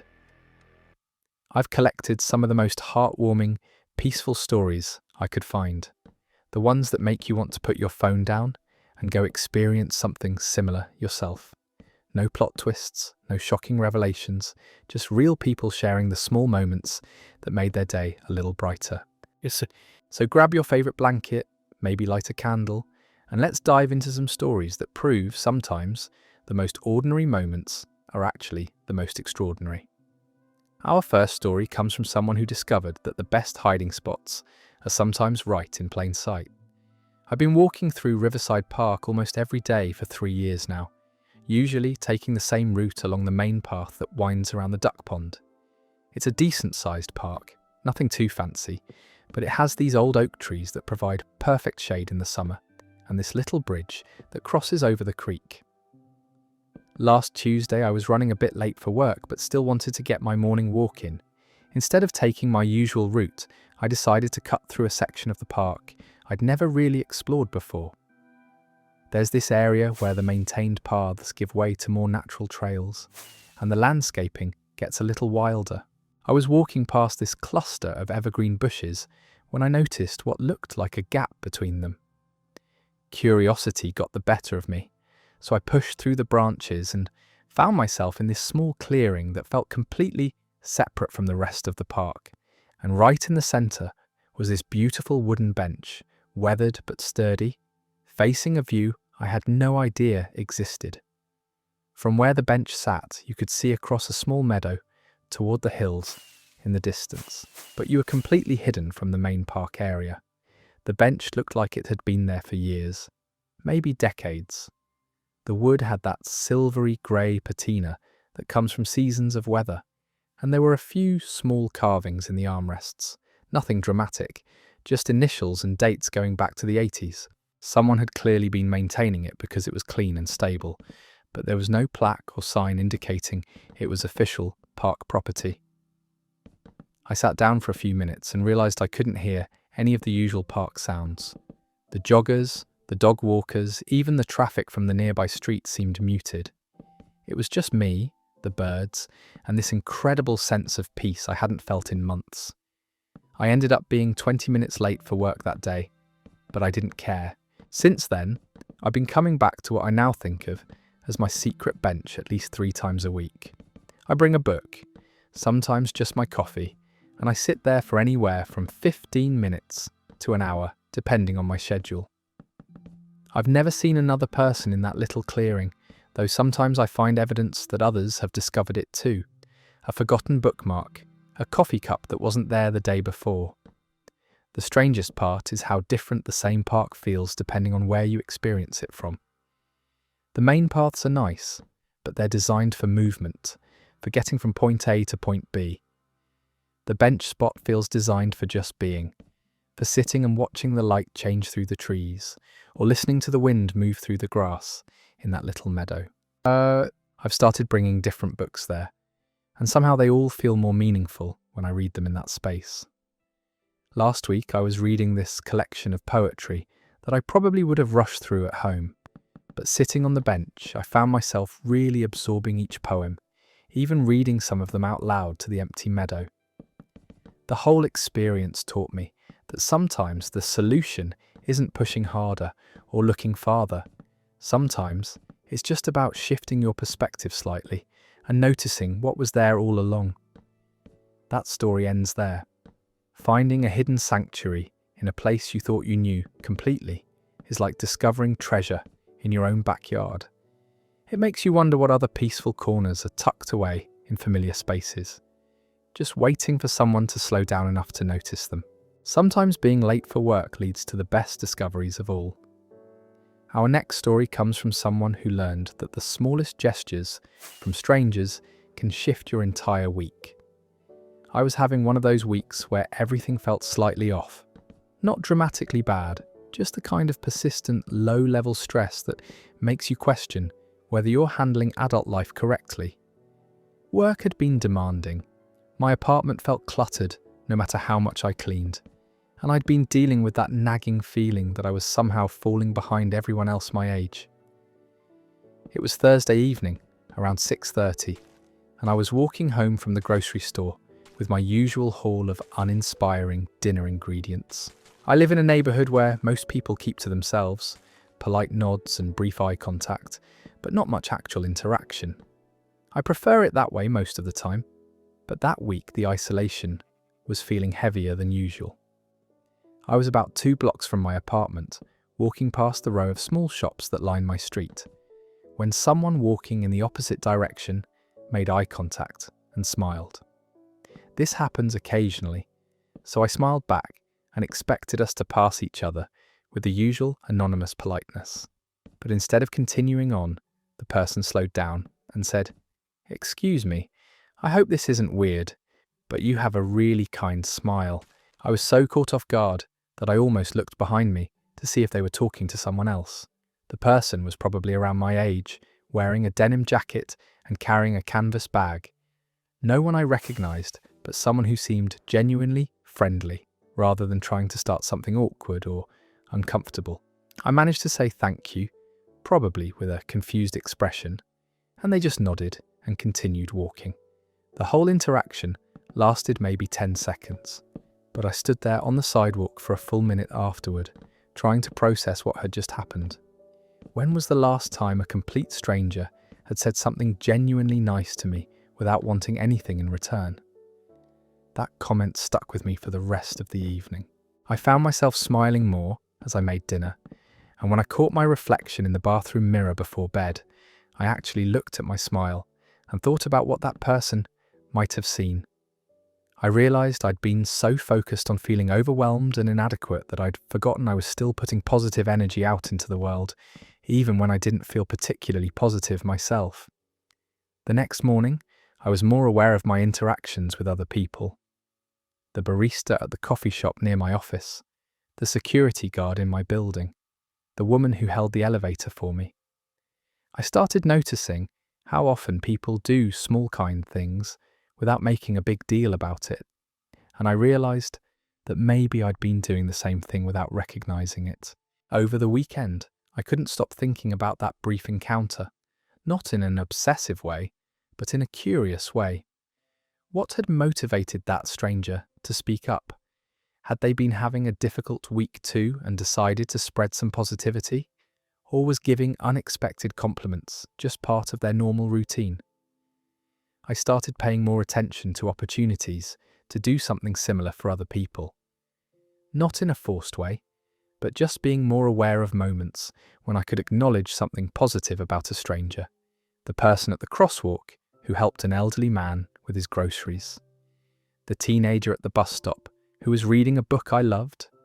The jogger who always waves when we pass each other in the park. By the following Thursday, exactly a week after the original encounter, I realised that one comment from a stranger had shifted something fundamental about how I moved through my daily life. I was more present, more aware of the small positive interactions that happen constantly but usually go unnoticed. And more importantly, I was contributing to those interactions instead of just being a passive recipient. The whole experience taught me that we have so much more power to impact other people's days than we usually realise. It doesn't take grand gestures or dramatic changes. Sometimes it just takes noticing something genuine and taking the 2 seconds required to share that observation with another person. That story ends there. One spontaneous compliment created this beautiful ripple effect that lasted for weeks. It's incredible how someone taking 5 seconds to share a genuine observation can completely shift another person's relationship with the world. Makes you want to be more generous with those small acknowledgements. Let's move to our next story about that perfect moment when you can actually feel the seasons changing. I live in Phoenix, so summer here isn't just hot, it's oppressive.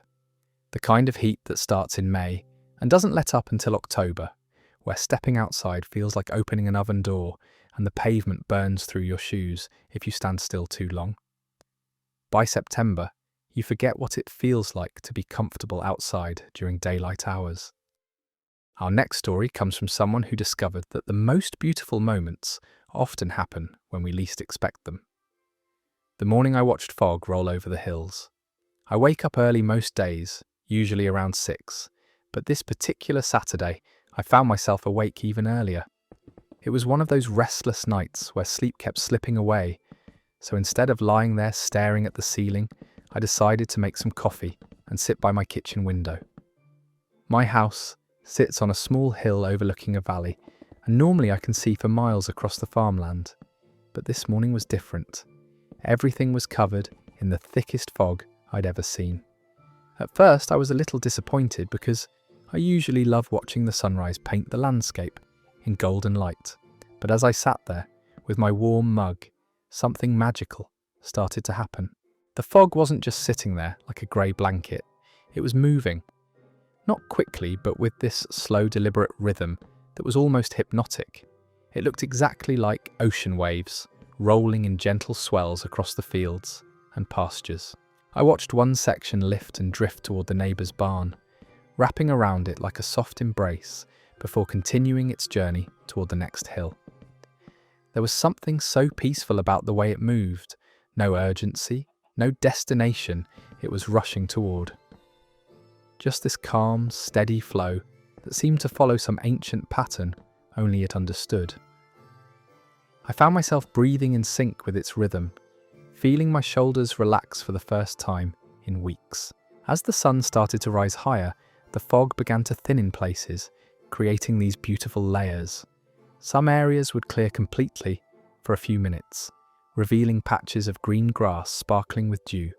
Then the mist would roll back over, like a gentle tide covering the shore again. It was like watching nature paint and repaint the same canvas over and over. I ended up sitting at that window for almost 2 hours, completely mesmerised. My coffee went cold, but I didn't care. There was something so soothing about watching those slow rolling waves of mist. It reminded me that not everything in life needs to move fast or demand attention.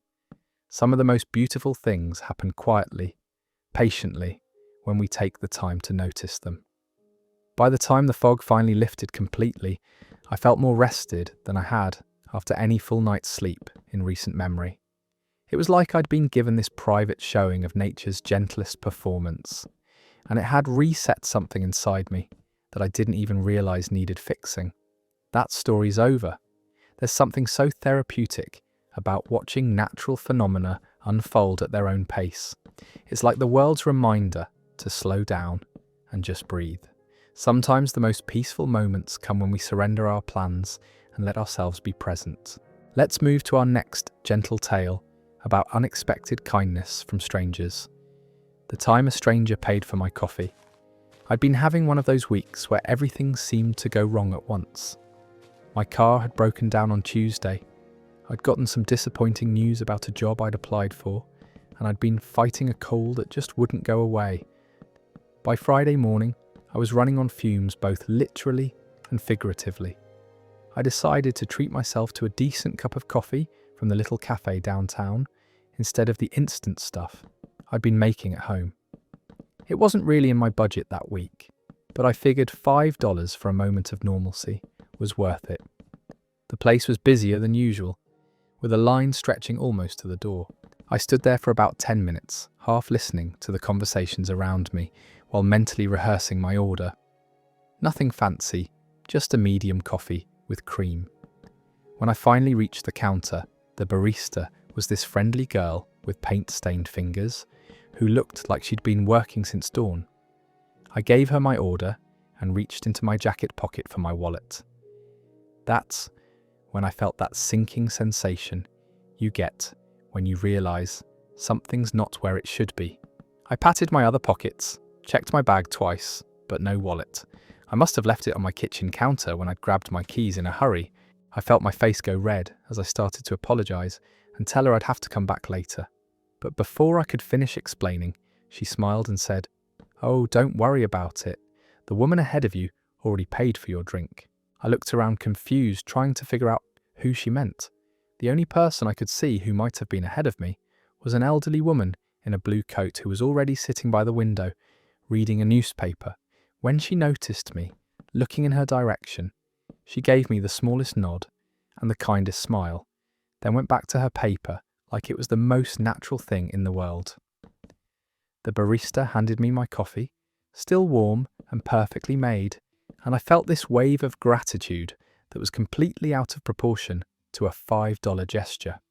It wasn't about the money, it was about the fact that someone had noticed a stranger having a rough moment and decided to do something about it, expecting nothing in return. I walked over to the woman's table and tried to thank her, but she just waved her hand dismissively and said, "We all need a little kindness sometimes, dear. Pass it along when you can." Then she went back to her newspaper, clearly not wanting to make a big deal out of it. I sat in my own corner of the cafe, sipping that coffee and feeling like the weight of the entire week had lifted off my shoulders. It wasn't just the caffeine, though, that helped. It was the reminder that there are people in the world who go out of their way to make things a little easier for strangers, just because they can. That coffee tasted better than any I'd had in months, not because it was particularly special, but because it came with this unexpected gift of human kindness that I hadn't realised I desperately needed. I made a mental note to pay it forward the next chance I got, and I've been looking for those opportunities ever since. That story ends there. Sometimes the smallest gestures create the biggest impact. A $5 coffee became a reminder that compassion still exists in the world, and that we all have the power to brighten someone's day without expecting anything back. Our next story takes us on a peaceful walk with an unexpected companion. The cat that followed me home for a block. I was walking back from the grocery store last Tuesday evening, taking my usual route through the residential streets near my apartment. It had been a long day at work, and I was looking forward to getting home, making dinner, and maybe watching something mindless on television. I was about halfway home when I noticed this small grey and white cat sitting on a front porch, watching me with those intense green eyes that cats have. Nothing unusual about that. Cats are everywhere in my neighbourhood, and most of them seem to have claimed specific porches or yard areas as their territory. But as I continued walking, I heard the soft sound of paws on pavement behind me. I glanced back and saw the same cat had gotten up from the porch and was following me, staying about 10 feet back. I figured it was just coincidence. Maybe the cat was heading in the same direction I was. I kept walking at my normal pace, and the cat kept following. Not running to catch up, not lagging behind, just maintaining that perfect distance like we'd planned this walk together. Every time I'd slow down to adjust my grocery bags or check my phone, the cat would slow down too. When I'd speed up a little, it would match my pace exactly. After about 2 blocks, I started to find it amusing rather than strange. I'd never had a cat escort before, and this one seemed completely committed to the job. I tried talking to it a few times, saying things like, "Where are you headed, buddy? A nice evening for a walk, isn't it?" The cat would look at me when I spoke, but never made a sound in response. What struck me most was how comfortable and natural it felt. The cat wasn't acting like a stray looking for food or attention. It wasn't meowing or trying to get closer. It was just walking alongside me like an old friend who decided to join me for part of my journey home.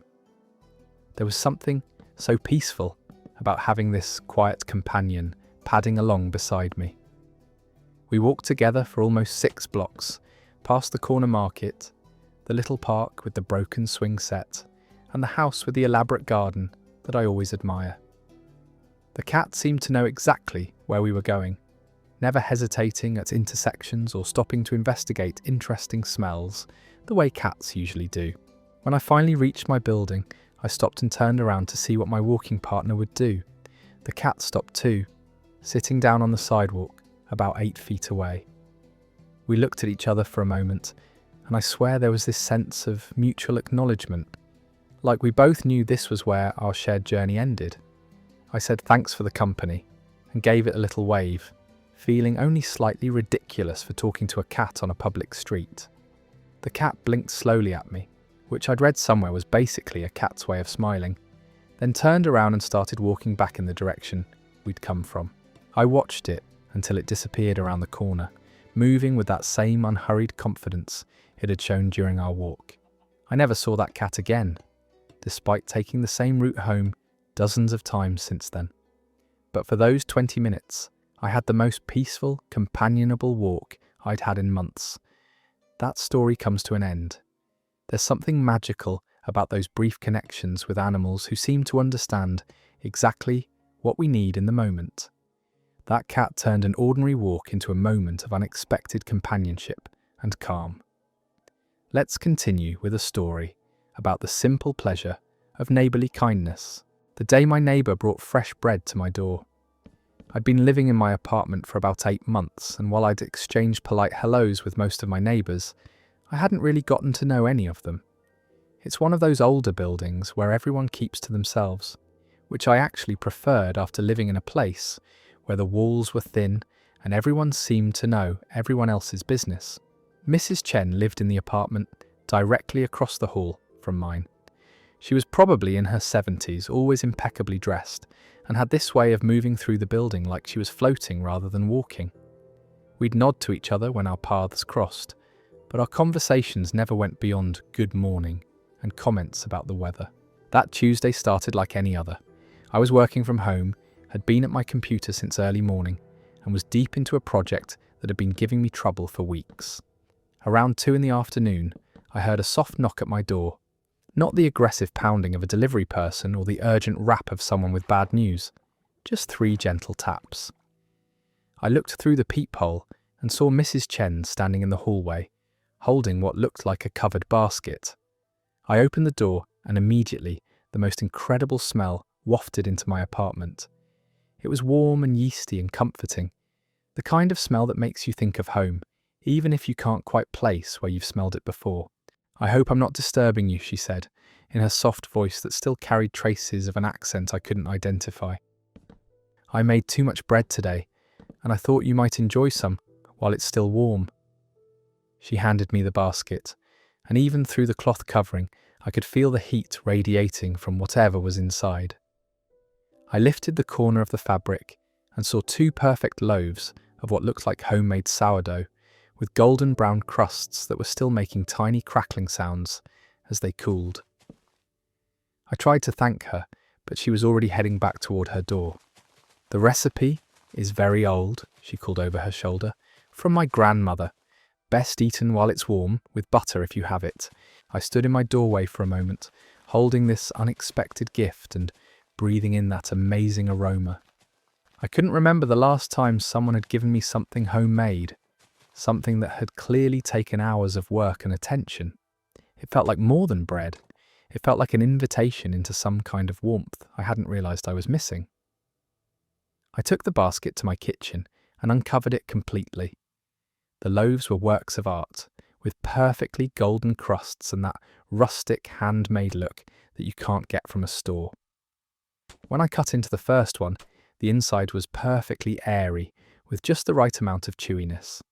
The taste was incredible, tangy and complex, with layers of flavour that spoke of patience and skill. I ate 3 slices standing right there in my kitchen, with butter melting into the warm crumb.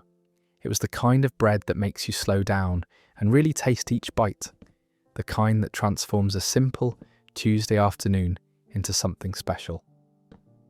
Later that evening, I knocked on Mrs. Chen's door to return her basket and thank her properly. She invited me in for tea, and I learned that she'd been a professional baker in Taiwan before moving here 30 years ago. She told me about her grandmother's sourdough starter, which she'd been keeping alive for decades, and how baking helped her feel connected to her family, even though they were thousands of miles away. That bread started what became a lovely friendship. Mrs. Chen would occasionally appear with baked goods, and I'd share vegetables from the small garden I started on my fire escape. But even if we'd never spoken again, that first loaf would have meant the world to me. It was a reminder that kindness often comes in the simplest forms, and that sometimes the most nourishing things are the ones we never see coming. That story wraps up there. Fresh bread from a neighbour is like a warm hug in edible form. It's amazing how something so simple can create connection and turn strangers into friends. The best gifts are the ones that come from the heart and the hands. Our next story takes us into the unexpected beauty that can be found when we wander just a little off our usual path. The afternoon I found a field of wildflowers. I'd been feeling restless all weekend. That kind of antsy energy where sitting still feels impossible, but you can't quite figure out what you want to do about it. Sunday afternoon, I decided to drive out to the state park about 20 minutes from my house. I'd been there before, but always stuck to the main trails that everyone uses. This time, I parked at a different entrance, one that looked less travelled. The trail started off normal enough, winding through a section of pine trees with those soft needles that carpet the ground and muffle your footsteps. But after about half an hour of walking, I noticed a smaller path branching off to the right. It was barely visible, just a slight gap between the trees that looked like it might have been made by deer rather than people. Something about it called to me, so I left the main trail and started following this narrow track through the woods. It curved and twisted in ways that made me lose all sense of direction, but I wasn't worried. The sun was still high, and I had plenty of time before dark. After maybe 15 minutes of pushing through branches and stepping over fallen logs, the trees started to thin out. Then suddenly, I stepped out of the woods entirely and found myself standing at the edge of the most incredible meadow I'd ever seen. It stretched out in front of me like something from a painting, rolling gently down toward a small creek I could hear babbling somewhere in the distance. But what took my breath away were the flowers. Thousands and thousands of wildflowers as far as I could see. Purple lupines stood tall like sentries, mixed with bright orange poppies and delicate white daisies. There were flowers I couldn't even name, in shades of yellow and pink and deep blue. The whole field was alive with colour and movement. Every time a breeze swept across the meadow, waves would ripple through the flowers like water. Butterflies danced from bloom to bloom, and I could hear the lazy buzzing of bees working their way through this natural buffet. I walked slowly into the field, trying not to disturb too many flowers as I made my way toward the centre. The smell was incredible, sweet and fresh, and somehow green, if that makes sense. When I reached a spot where the flowers weren't quite as dense, I sat down right there in the middle of it all. From that perspective, surrounded by all that colour and life, the world felt completely different. I could see the mountains in the distance, hazy and purple against the sky.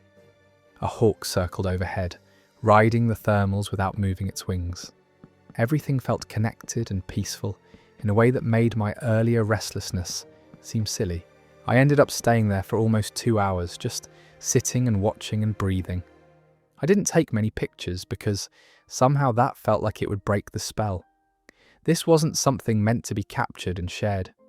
It was just meant to be experienced in that moment by whoever was lucky enough to stumble upon it.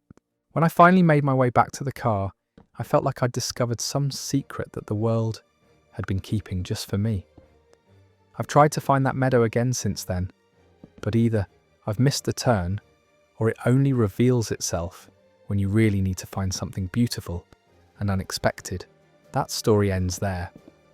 Sometimes the best discoveries happen when we abandon our planned routes and follow our curiosity instead.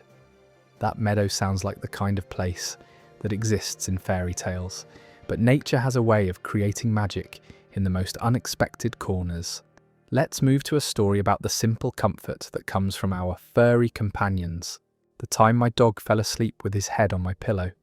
I'd been having trouble sleeping for weeks. Not insomnia exactly, but that frustrating kind of restlessness, where you're tired but your brain won't turn off. Work had been stressful, and I kept finding myself lying in bed, running through conversations I should have had differently, or problems I needed to solve the next day. My dog Charlie is usually pretty good about respecting boundaries. He has his own bed in the corner of my room, an expensive orthopedic thing I bought him after he turned 8 and started showing signs of stiff joints. He'd always been content to sleep there, occasionally getting up in the middle of the night to check on me before settling back down. But this particular night, I'd been tossing and turning for what felt like hours. I'd tried reading, tried meditation apps, even tried counting backwards from 100. Nothing was working, and I was getting more frustrated by the minute. I was lying there staring at the ceiling when I felt the mattress shift slightly. Charlie had gotten up from his bed and was standing next to mine, looking at me with those wise brown eyes that seemed to understand exactly what was going on. I patted the comforter and he jumped up carefully, the way older dogs do when they're not quite sure their joints will cooperate. Instead of curling up at the foot of the bed, like I expected, Charlie made his way up toward the pillows. He settled down right next to me, then slowly lowered his head until it was resting on the pillow next to mine. Not on my pillow, but on his own section of it, like he was being respectful of my space while still offering comfort. The weight of his head was warm and solid against the pillow, and I could feel his breath, slow and steady, against my shoulder. Within minutes, he was making those soft, snoring sounds that dogs make when they're completely relaxed. There was something incredibly soothing about having him so close, this living reminder that not everything in the world was complicated or stressful. I found myself breathing in rhythm with his snores, feeling my shoulders relax for the first time in days. The problems that had been spinning around in my head started to seem smaller, less urgent. Charlie's presence was like an anchor, pulling me back to the present moment instead of letting my mind race ahead to tomorrow's worries. I must have drifted off sometime after that, because the next thing I knew it was morning and sunlight was streaming through the curtains. Charlie was still there, his head still on the pillow, but now he was awake and watching me, with a tail that was doing a slow, gentle wag against the blankets. I didn't have the heart to move him, so we both just lay there for a few extra minutes, enjoying the peaceful start to the day. When I finally did get up, Charlie stretched luxuriously and gave me one of those full-body tail wags that seemed to involve his entire back half. From that night on, whenever he sensed I was having trouble sleeping, Charlie would quietly make his way up to share my pillow. Not every night, just the ones when I really needed that warm, steady presence beside me. It became our little ritual, a reminder that sometimes the best medicine for a restless mind is the simple comfort of a friend who asks for nothing more than to be close. That story's over. Dogs have this incredible ability to sense exactly what we need and provide it without any fuss or expectations. There's something so healing about that unconditional presence, especially during those nights when our own thoughts won't give us peace. Our next story captures one of those perfect moments when nature seems to slow down, just for us. The walk where I watched leaves fall in slow motion. It was one of those perfect October days when the air is crisp but not cold, and the sun filters through the trees at just the right angle to make everything look golden. I decided to take a different route to work that morning, one that went through the small park in the centre of town instead of down the busy main street. The trees along the walking path were at that perfect stage of autumn colour, mostly maples and oaks that had turned brilliant shades of red and orange and yellow. There was hardly any wind, just the occasional, gentle breeze that would stir the branches slightly. I wasn't in any hurry, so I was walking slowly, taking time to really look at the canopy overhead. That's when I noticed something magical happening. Leaves were falling, but not in the chaotic way they usually do during windy weather. These were falling one at a time in this graceful, almost choreographed dance. Each leaf would detach from its branch and spiral slowly downward, catching the morning light as it turned and twisted through the air. I stopped walking altogether and just stood there, watching this gentle cascade of colour drifting down around me. Some leaves would catch a little air current and float sideways for a moment before continuing their descent. Others would spin like tiny helicopters, taking their time to reach the ground. Each one seemed to have its own personality, its own way of making that final journey from branch to earth. The path ahead of me was already carpeted with leaves that had fallen earlier, creating this gorgeous patchwork of colours that crunched softly under my feet when I started walking again. But I kept stopping every few steps because I didn't want to miss any of the aerial show happening above me. There was something hypnotic about watching those leaves fall. It was like nature's own meditation, this slow, peaceful transition from tree to ground. No rushing, no violence, just a quiet acceptance of the changing season. Each falling leaf seemed to be saying goodbye to summer in the most graceful way possible. I ended up being about 15 minutes late to work that morning, but I didn't care. I'd stumbled into one of those moments that you can't plan or manufacture, when the ordinary world reveals something extraordinary if you're willing to slow down enough to notice it. The whole experience left me feeling calm and centered in a way that lasted the entire day. Every time I felt stressed or rushed, I'd think back to those leaves spiraling gently through the golden morning light, taking their time, following their own natural rhythm. It was like they'd taught me something about letting go, about finding beauty in transitions, about the peace that comes when you stop fighting the flow of things. That story comes to an end. Sometimes the most profound moments happen when we simply stop and pay attention to the world around us. Those falling leaves turned an ordinary walk into a meditation on grace and letting go. Let's continue with the story about how small gestures from strangers can completely transform our day. The stranger who held the door and smiled like an old friend. I was having one of those mornings where everything seemed slightly off-kilter.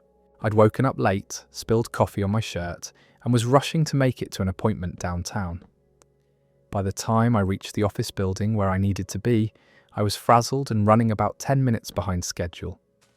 The building had one of those heavy glass doors that always seem to require more effort than they should. I was juggling my bag, my phone, and a folder of documents I needed for the meeting, trying to figure out how to manage the door without dropping everything, when I noticed someone approaching from the other direction. He was an older gentleman, probably in his 70s, wearing a neat cardigan and moving with that careful pace that comes with age. I assumed he was heading out of the building while I was trying to get in, and I was already mentally preparing for that awkward dance where two people try to figure out who goes first. But instead of creating an obstacle, he reached the door before me and pulled it open wide, stepping aside with a gesture that was both courteous and completely natural. What struck me wasn't just that he held the door, but the way he did it. He looked directly at me with this warm, genuine smile, like I was someone he was genuinely pleased to see.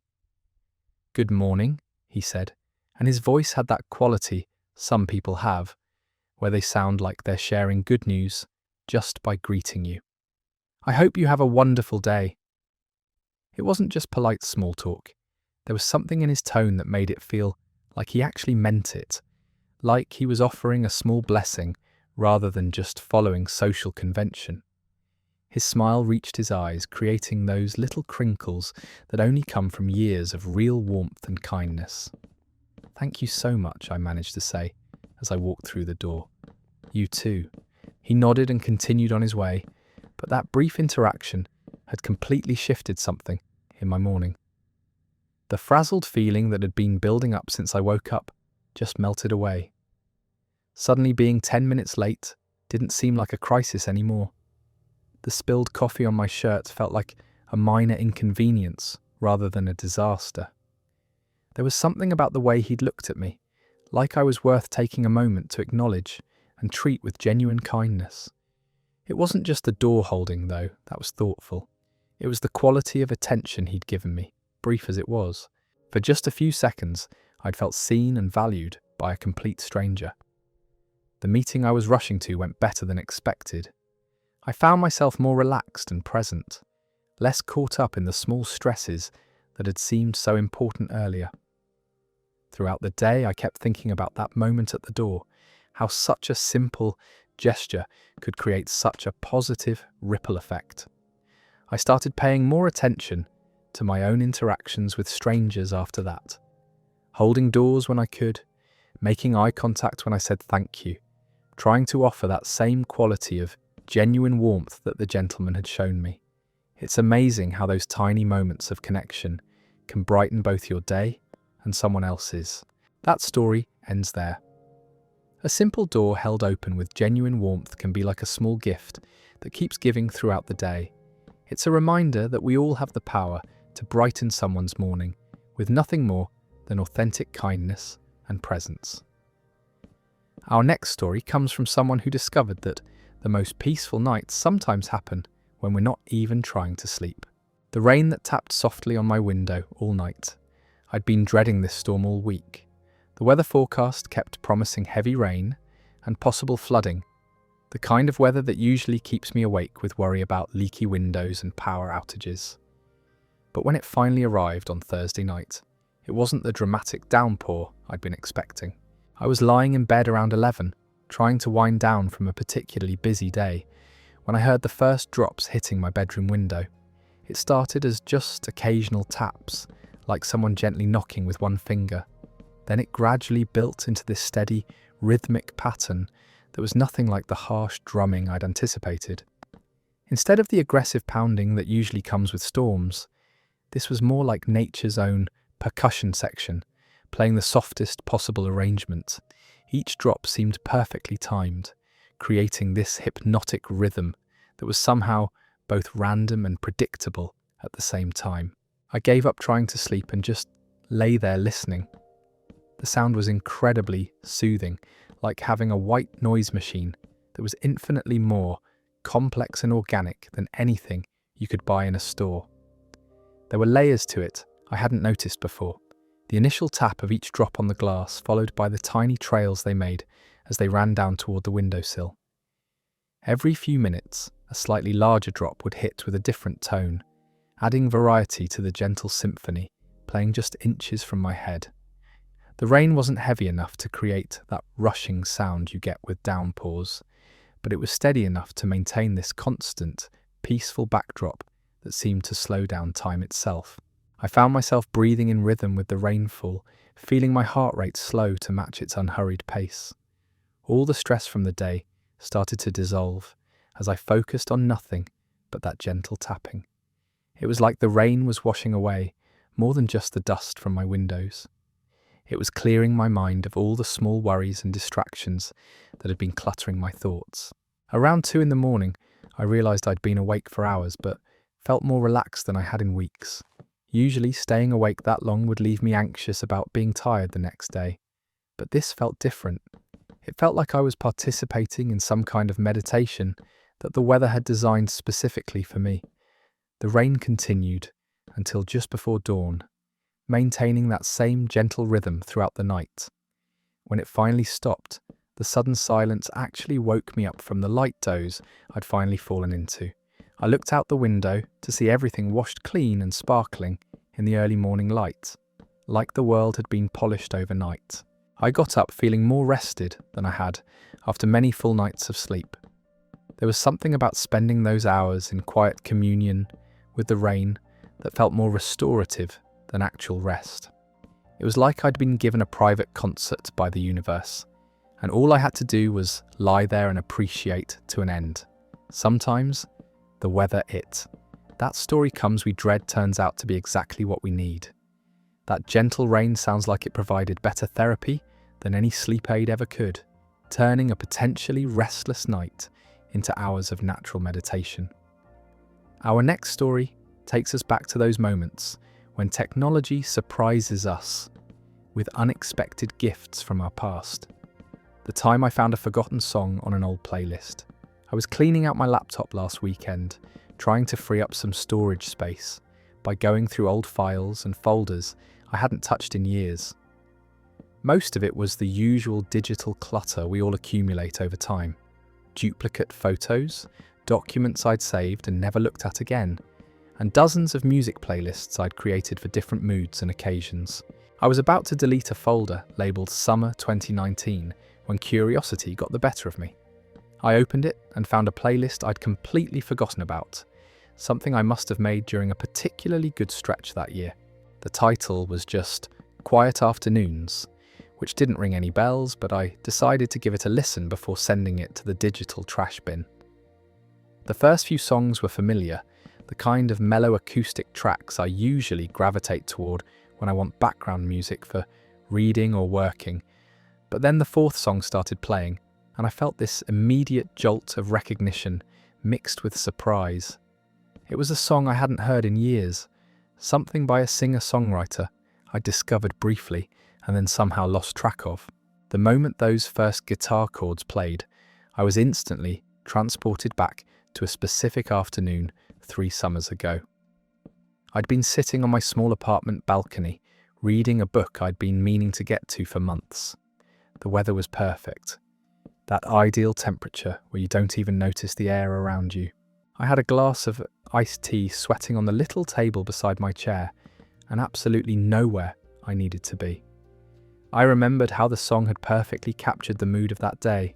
Peaceful, unhurried, content in the simplest possible way. The lyrics were about finding beauty in ordinary moments, about being present rather than always looking ahead to the next thing. At the time, it had felt like the songwriter had somehow written the soundtrack to my exact state of mind. As I listened to it again, in my cluttered apartment, surrounded by the chaos of digital spring cleaning, I felt that same sense of calm settling over me. The song hadn't changed, but I'd forgotten how much I needed that particular kind of music in my life. It was like rediscovering a favourite book or running into an old friend who reminded you of the best parts of yourself.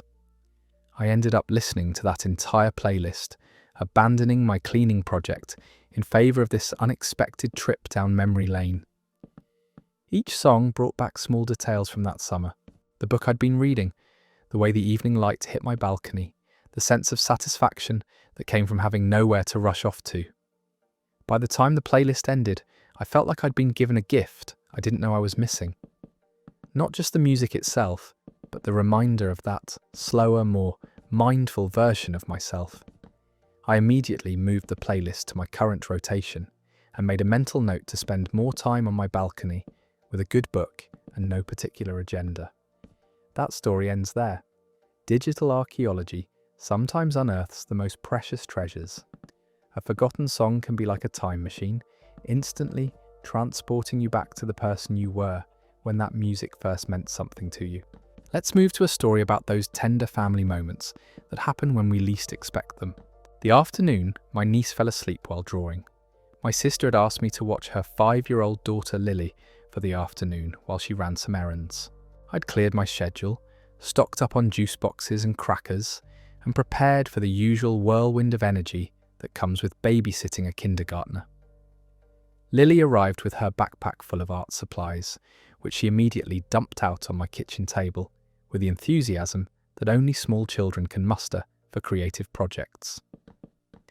She had crayons in every colour imaginable, markers that smelled like fruit, stickers shaped like animals, and a thick pad of drawing paper that was already half used. She announced that she was going to draw me a picture of everything beautiful, which apparently included unicorns, rainbows, flowers, and what she informed me were magical butterflies that grant wishes. I set her up with a cup of apple juice and settled into the chair across from her to watch her work. For the first hour, Lily was a focused artist, narrating her creative process as she went. "This unicorn needs purple spots," she'd announce, or "the butterfly's wings should be bigger so it can carry more wishes." She'd hold up each finished piece for my approval before carefully setting it aside and starting the next masterpiece. The afternoon sun was streaming through the kitchen window, creating this warm, golden light that made the whole scene feel like something from a storybook.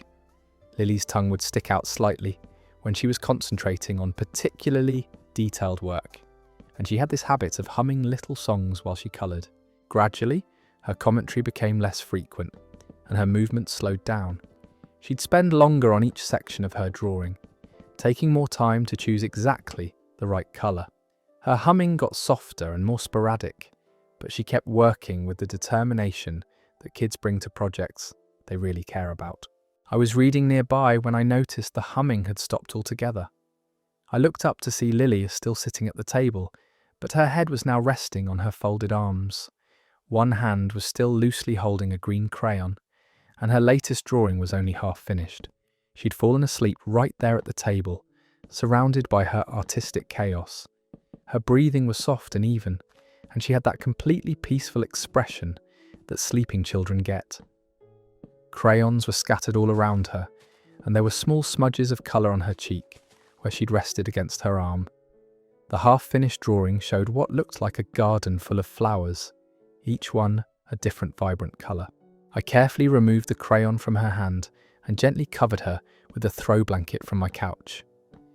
She shifted slightly, but didn't wake up, just settled deeper into that comfortable sleep that comes from being completely content and safe. I gathered up the finished drawings she'd been working on, each one signed with her careful kindergarten handwriting. For the next hour, I just sat nearby, reading quietly while she napped surrounded by her art supplies. There was something incredibly peaceful about having this small person trust me enough to fall asleep at my table, amid the evidence of an afternoon well spent creating beautiful things. When she finally woke up, she looked around at her scattered crayons and unfinished drawing, like she was surprised to find herself there. Then she smiled and announced that she'd been dreaming about the magical butterflies from her pictures, and could she please finish drawing them before her mum came back. That story is over. There's something so pure about watching a child fall asleep in the middle of doing something they love. The image of her, surrounded by all those colourful crayons, completely at peace, sounds like the definition of childhood contentment. Our next story brings us to one of those perfect winter mornings, when everything aligns just right. The perfect cup of tea on a winter morning. I'm not usually much of a morning person, but this particular Saturday in January, I woke up early feeling unusually alert and peaceful. Snow had fallen overnight, the first real accumulation we'd had all winter, and everything outside looked pristine and untouched. I padded to the kitchen in my slippers and started my usual routine, but something about the morning felt special enough to warrant more than my usual hurried cup of instant coffee. I decided to make tea instead, taking time to do it properly, rather than just dunking a bag in hot water and calling it done.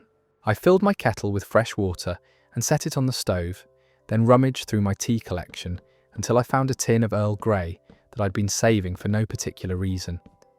While the water heated, I got out my favourite mug, the heavy ceramic one my grandmother had given me that always seemed to keep drinks at the perfect temperature. The kettle started its quiet whistle, just as I was measuring out the loose tea into my little infuser.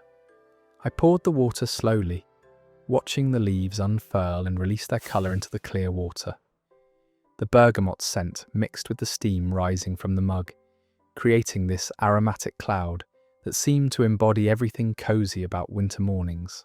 I carried the mug to my living room window, the one that faces east toward the neighbour's yard, where an old oak tree catches the morning light. The snow was still falling lightly, those big soft flakes that drift down without any wind to push them around. Each branch of the oak was outlined in white, creating this delicate tracery against the grey sky. The first sip of tea was perfect. Not too hot, not too weak, with just the right balance of bitter and fragrant that makes Earl Grey such a comforting drink. The warmth spread through me as I stood there watching the snow accumulate on the windowsill, feeling completely content to be inside, warm and unhurried. Steam from the mug fogged the window slightly, but not enough to obscure the view. I could see my neighbour's cat picking its way carefully across the snow-covered yard, lifting each paw delicately before placing it down again. Even the cat seemed to be moving more slowly, more mindfully, as if the snow had cast a spell of peacefulness over the whole neighbourhood. I ended up standing at that window for almost an hour, sipping my tea and watching the world wake up under its blanket of snow. The tea stayed warm in that perfect mug, and the snow kept falling at its unhurried pace, and everything felt exactly as it should be. When the mug was finally empty, I felt like I'd been given a small gift.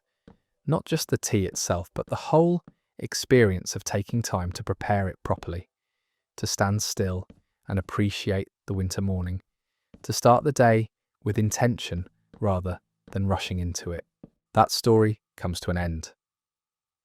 A perfectly brewed cup of tea on a snowy morning sounds like the kind of simple pleasure that can set the tone for an entire day. Sometimes the most luxurious experiences are the ones we create for ourselves in our own kitchens. Let's continue with a story about finding wonder in the most ordinary of activities. The day I lay in the grass and watched clouds drift. It was one of those rare weekend afternoons where I had absolutely nothing scheduled and nowhere I needed to be. I'd been working long hours for weeks, and the idea of having a few unstructured hours felt almost foreign. I kept checking my phone, expecting to remember some obligation I'd forgotten, but there was nothing. My backyard isn't much to look at, just a small patch of grass border the lawn. But instead I found myself just standing. Weather was perfect. That ideal spring temperature, where you don't need a jacket but the sun isn't too intense. I'd been meaning to MD by a wooden fence that's seen better days. But in the middle of it, looking up at the sky, the grass was soft and slightly cool when I finally gave in to the impulse and lay down right there in the centre of my yard. I hadn't done anything like this since I was a kid, and I felt slightly ridiculous at first, like I was playing a game meant for someone much younger, but the sky above me was so vast and interesting that the self-consciousness quickly faded. The clouds weren't the dramatic, towering formations you see before storms. These were the gentle, puffy ones that looked like someone scattered cotton balls across a blue canvas. They were moving slowly enough that I could track individual clouds as they drifted from one side of my vision to the other. I started doing what I used to do as a child, finding shapes and figures in the cloud formations.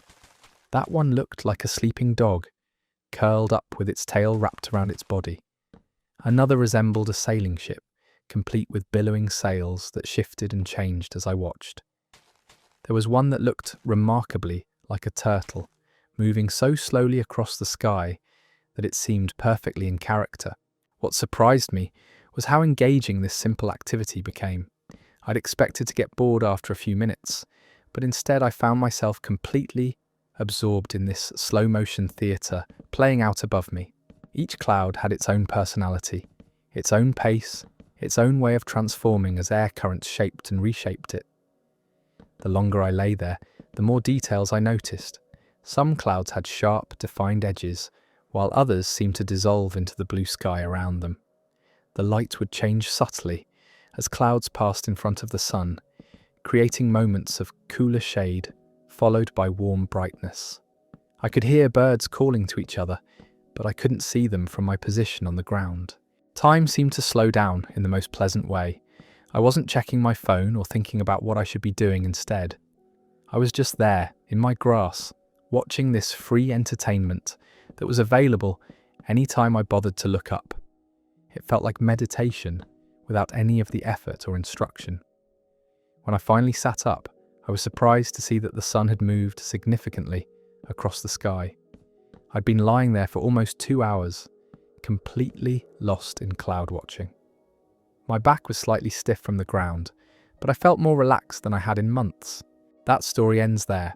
Cloud watching is like nature's own mindfulness practice, available to anyone with a patch of sky overhead.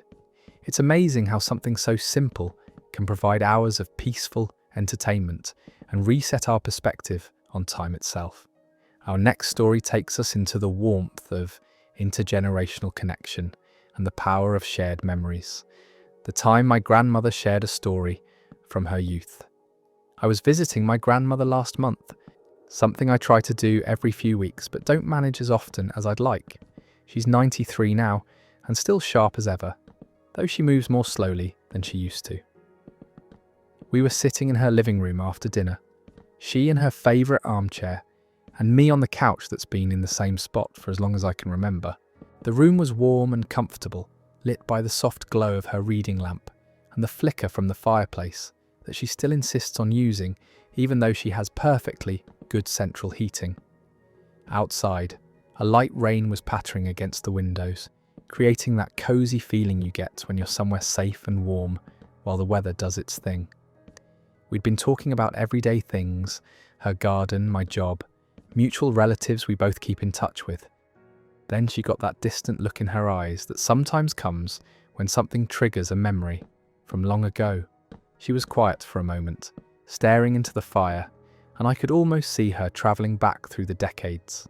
She said finally, her voice taking on that softer quality it gets when she's remembering. This rain reminds me of something that happened when I was about your age. She settled back in her chair, and I knew I was about to hear one of those stories that make family history feel real and immediate. She told me about a summer in 1952 when she was working as a secretary in downtown Portland. She was 24, living in a tiny apartment she shared with her best friend from high school, and saving money to buy a car so she wouldn't have to take the bus everywhere.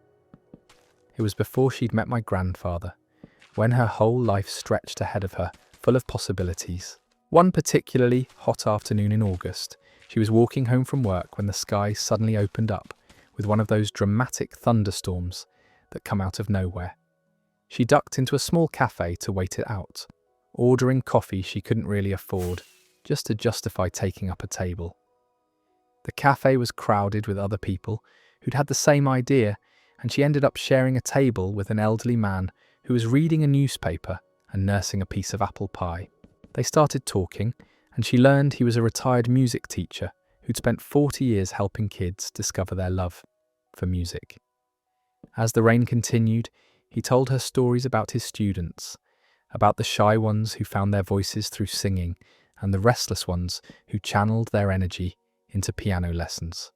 He talked about music like it was a living thing that could heal hearts and bring people together across any divide. When the storm finally passed, he insisted on paying for her coffee. As they prepared to leave, he told her something she'd never forgotten. "Young lady, whatever you end up doing with your life, make sure you leave room for wonder. The practical things will take care of themselves, but wonder is something you have to protect." My grandmother paused in her story, looking at me with eyes that held decades of experience. "I never saw him again," she said, "but I thought about what he said for years afterward. It changed how I approached everything, from raising your mother to how I look at each new day." She told me this all happened just 2 blocks from where she was living, in a cafe that had been torn down decades ago to make room for a parking lot. But she could still remember exactly how the coffee tasted, how the rain sounded against the windows, and the way that stranger's kindness had brightened an ordinary afternoon. That story is over. There's something magical about hearing stories from our elders' youth, especially when they connect to moments of unexpected wisdom from strangers. That advice about protecting wonder feels just as relevant today as it did 70 years ago. Let's finish with a story about how even the simplest celebrations can create lasting memories of beauty and connection. The walk home under lanterns during a festival. Our town has this small harvest festival every October. Nothing elaborate, just local vendors, some live music, and food trucks set up in the park downtown. I usually skip these kinds of community events because crowds aren't really my thing, but my friend convinced me to go this year, promising it would be low-key and peaceful. By the time we arrived in the early evening, the festival was winding down. Most of the families with small children had already headed home, and the remaining crowd was made up of couples and friends, enjoying the cooler evening air. What caught my attention immediately were the lanterns strung throughout the park, hundreds of them in warm yellow and orange tones that created this magical canopy over the entire area. We wandered around for an hour or so, listening to a folk duo playing acoustic guitar near the bandstand, sampling homemade kettle corn from a vendor who'd been coming to this festival for 20 years. The whole atmosphere was relaxed and friendly. the kind of community gathering that makes you remember why small towns can be wonderful. As the official festival ended around 9, my friend needed to head home, but I decided to walk back to my apartment instead of getting a ride. The route took me through several residential streets that I'd never really explored on foot before, and I was surprised to discover that the lanterns didn't stop at the park boundaries. Someone had taken the time to string additional lanterns along the walking path that connected the park to the main residential area. They weren't as densely packed as the ones at the festival, but they were spaced perfectly to provide gentle pools of warm light every 50 feet or so. The effect was like walking through an enchanted forest, if forests had sidewalks and mailboxes. The lanterns swayed gently in the evening breeze, casting moving patterns of light and shadow on the ground beneath my feet. Each one seemed to have its own personality, some hanging straight and steady, while others danced more actively in the air currents. The warm glow was just bright enough to light my way, without overwhelming the natural darkness of the evening. I found myself walking much more slowly than usual, not because I needed to navigate carefully, but because the whole experience was too beautiful to rush through. The combination of the soft lantern light, the cool October air, and the quiet residential streets created this perfect sense of peaceful solitude. Other people were making the same walk, but everyone seemed to be moving at the same unhurried pace, as if the lanterns had cast a spell that made rushing impossible. Occasionally, I'd pass someone else walking alone, and we'd exchange quiet greetings, but mostly the evening was filled with the gentle sounds of leaves rustling and the distant laughter from porches where people were enjoying the mild weather. The lanterns continued for almost the entire walk home, ending just as I reached my street. When I turned around for one last look, the path behind me glowed like something from a fairy tale, this ribbon of warm light stretching back toward the park where the festival had been. That walk took me almost twice as long as it normally would have, but I arrived home feeling like I'd been given an unexpected gift. The simple addition of those lanterns had transformed an ordinary evening walk into something magical, a reminder that beauty can be created anywhere, with just a little intention and care. That story comes to an end. Sometimes the most enchanting experiences happen when a community decides to extend a celebration beyond its official boundaries. Those lanterns turned a simple walk home into a journey through something that felt like a gentle dream, proving that magic can be as simple as warm light strung between trees. These next stories come from people who found moments of unexpected peace in their everyday lives, small encounters that reminded them to slow down and notice the gentle beauty that surrounds us when we're willing to pay attention. Our next story comes from Leah, who discovered that sometimes the most beautiful mornings happen when the world decides to hide itself behind a veil of mist. The morning I watched fog roll over the hills. I've always been an early riser, but this particular Saturday, I found myself awake even before my usual 6 o'clock alarm. There was something different about the quality of light filtering through my bedroom curtains, softer and more diffused than normal. When I padded to the kitchen to start my coffee, I understood why. My house sits on a small rise overlooking the valley, and normally I can see clear across to the farmland on the other side. But this morning, everything was swallowed by the thickest fog I'd ever witnessed. At first I felt a twinge of disappointment because I usually love watching the sunrise paint the landscape in golden hues. But as I settled into my chair by the window with my steaming mug, something extraordinary began to unfold. The fog wasn't static like I'd expected. It was alive, moving in these incredible slow-motion waves that rolled across the fields, exactly like ocean swells. I watched one section lift and drift toward the Johnson's red barn, wrapping around it like silk before continuing its journey toward the next hill. The movement was hypnotic, this ancient rhythm that seemed to follow some secret choreography only the mist understood. There was something profoundly calming about watching those gentle waves flow across the valley. No urgency, no destination it seemed desperate to reach. Just this steady, patient movement that made my own breathing slow to match its pace. For the first time in weeks, I felt my shoulders truly relax, releasing tension I hadn't even realized I was carrying. As the sun climbed higher, the fog began to thin in places, creating these beautiful layered effects. Patches of emerald grass would appear suddenly, sparkling with dewdrops that caught the light like scattered diamonds, then disappear again as the mist rolled back over them. It was like watching nature paint the same canvas over and over, each version more beautiful than the last. I ended up sitting at that window for nearly 3 hours, completely mesmerized by the show. My coffee went cold twice, but I didn't care. There was something deeply restorative about witnessing this slow dance between earth and sky, this reminder that not everything in life needs to move at breakneck speed. Some of the most beautiful things happen quietly, patiently, when we give ourselves permission to simply observe.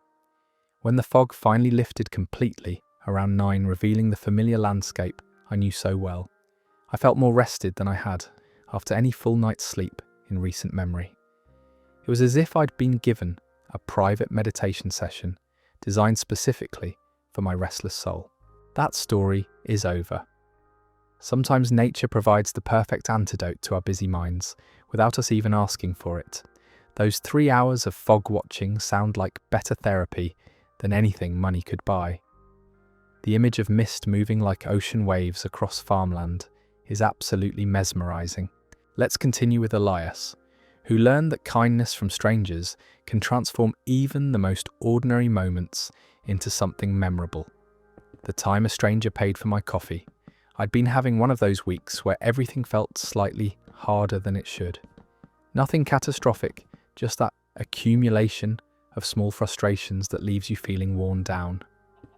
My car had been making strange noises, work had been particularly demanding, and I'd been fighting off a cold that wouldn't quite develop into anything, but wouldn't go away either. By Friday morning, I decided I deserved better than the instant coffee I'd been making at home. There was a small cafe downtown that I'd walked past dozens of times but never entered. One of those cozy places with mismatched furniture and the kind of atmosphere that suggests they care more about the coffee than the profit margins. The line was longer than I'd expected, stretching almost to the door, with people who'd had the same idea I had. I stood there for about 15 minutes, half listening to conversations around me while mentally rehearsing my order. Nothing complicated, just a large coffee with cream and maybe one of those muffins in the display case, if my budget could handle it.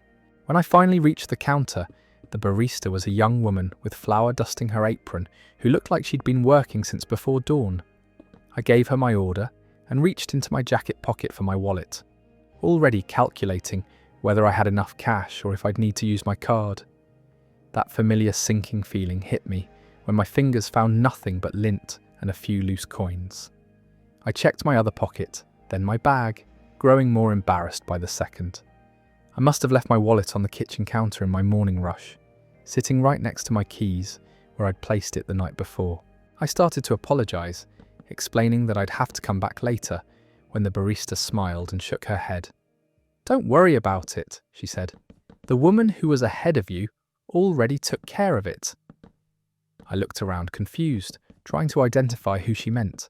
The only person who could have been in front of me was an elderly woman in a navy peacoat who was already settled at a corner table with her newspaper spread out before her. When our eyes met, she gave me the slightest nod and the warmest smile, then returned to her reading as if paying for a stranger's coffee was the most natural thing in the world. The barista handed me my order, and I felt this overwhelming wave of gratitude that seemed completely disproportionate to a $5 gesture certainly helped. It was about the fact. It wasn't about the money, though that someone had noticed a stranger having a difficult moment and decided to quietly make it better, expecting nothing in return. I walked over to thank the woman, but she waved away my gratitude with gentle dismissal. "We all need a little kindness sometimes, dear," she said, without looking up from her paper. "Just remember to pass it along when you get the chance." That coffee tasted better than any I'd had in months, and not just because I was grateful to have it. There was something about the unexpected kindness that had infused the entire experience with warmth. I sat in that cafe for an extra 20 minutes, savouring both the drink and the reminder that generosity still exists in the world. That story's over. A stranger's kindness can completely shift your perspective on humanity. That elderly woman understood something profound about the ripple effects of small gestures. It's beautiful how a simple act of paying it forward can restore someone's faith in people when they need it most. Our next story comes from Juliet, who discovered that sometimes the best walking companions are the ones who choose us, rather than the other way around. The cat that followed me home for a block. I was heading back from the corner market last Tuesday evening, taking my usual route through the quiet residential streets. It had been a long day at the office, and I was looking forward to getting home and making something simple for dinner. The sun was starting to set, casting long shadows between the houses and giving everything that golden hour glow that makes even ordinary neighbourhoods look picturesque. I was about 3 blocks from my apartment when I noticed a small tabby cat sitting on someone's front steps, watching me with that intense focus that cats seem to reserve for things they find particularly interesting. Nothing unusual about that. Cats are everywhere in this neighbourhood, most of them claiming specific territories on various porches and stoops. But as I continued walking, I became aware of soft footsteps behind me. I glanced back and saw the same tabby had gotten up from its perch and was following me, maintaining a respectful distance of about 10 feet. I figured it was probably just coincidence that we happened to be heading in the same direction. I kept walking at my normal pace and the cat kept following, not running to catch up, not lagging behind, just maintaining that perfect interval like we coordinated this walk together. Every time I'd slow down to shift my grocery bag or check my phone, the cat would slow down too. When I'd speed up slightly, it would match my pace exactly. After 2 blocks, I started to find it charming rather than strange. I'd never had a feline escort before, and this one seemed completely committed to the role. I tried talking to it a few times, saying things like, "Nice evening for a walk," and "Where are you headed?" The cat would look at me when I spoke, but never made a sound in response, just continued its silent companionship. What struck me most was how natural and comfortable it felt. The cat wasn't acting like a stray looking for food or attention. It wasn't meowing or trying to get closer. It was simply walking with me, like an old friend who decided to join me for part of my journey home. There was something deeply peaceful about having this quiet presence padding along beside me. We continued together for almost 6 blocks, past the small park with the broken fountain, the house with the elaborate rose garden that I always admire, and the corner where the ice cream truck always stops on summer evenings. The cat seemed to know exactly where we were going, never hesitating at intersections or stopping to investigate the interesting smells that usually distract cats. When I finally reached my building, I stopped and turned around to see what my walking companion would do. The cat stopped too, sitting down on the sidewalk about 8 feet away. We looked at each other for a long moment, and I could swear there was this sense of mutual understanding, like we both knew this was where our shared path ended. I said thanks for the company and gave it a little wave, feeling only slightly silly for expressing gratitude to a cat. The tabby blinked slowly at me, which I'd heard was essentially a cat's way of smiling, then turned around and began walking back the way we'd come. I watched until it disappeared around the corner, moving with that same confident, unhurried gait it had shown throughout our walk. I never saw that particular cat again, despite taking the same route dozens of times since then. But for those 20 minutes, I had the most peaceful, companionable walk I'd experienced in months. That story is over. There's something magical about animals who seem to understand exactly what kind of energy we need in the moment. That cat provided the perfect amount of companionship without any demands or expectations. Sometimes the best conversations happen without any words at all. Let's move to Amira, who discovered that the most wonderful surprises often come from the kindness of neighbours we barely know. The day my neighbour brought fresh bread to my door. I'd been living in my apartment for almost a year, and while I'd exchanged polite greetings with most of the people in my building, I hadn't really gotten to know anyone. It was one of those older buildings where everyone seemed to respect each other's privacy, which I actually appreciated after coming from a place where the walls were paper thin and everyone knew everyone else's business. Mrs. Patel lived directly across the hall from me.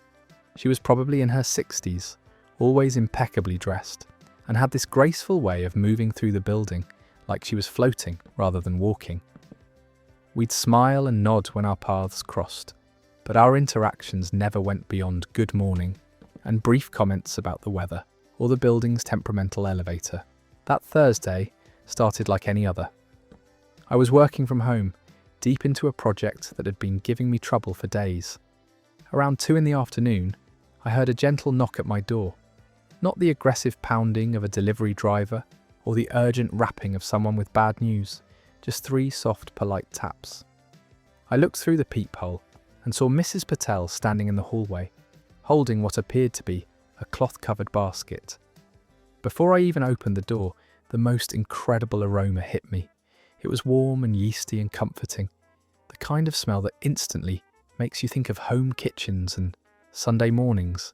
"I hope I'm not disturbing you," she said, when I opened the door, her voice carrying the faint accent that made even ordinary words sound musical. "I made too much bread today, and I thought you might enjoy some while it's still warm." She handed me the basket, and I could feel the heat radiating through the cloth covering.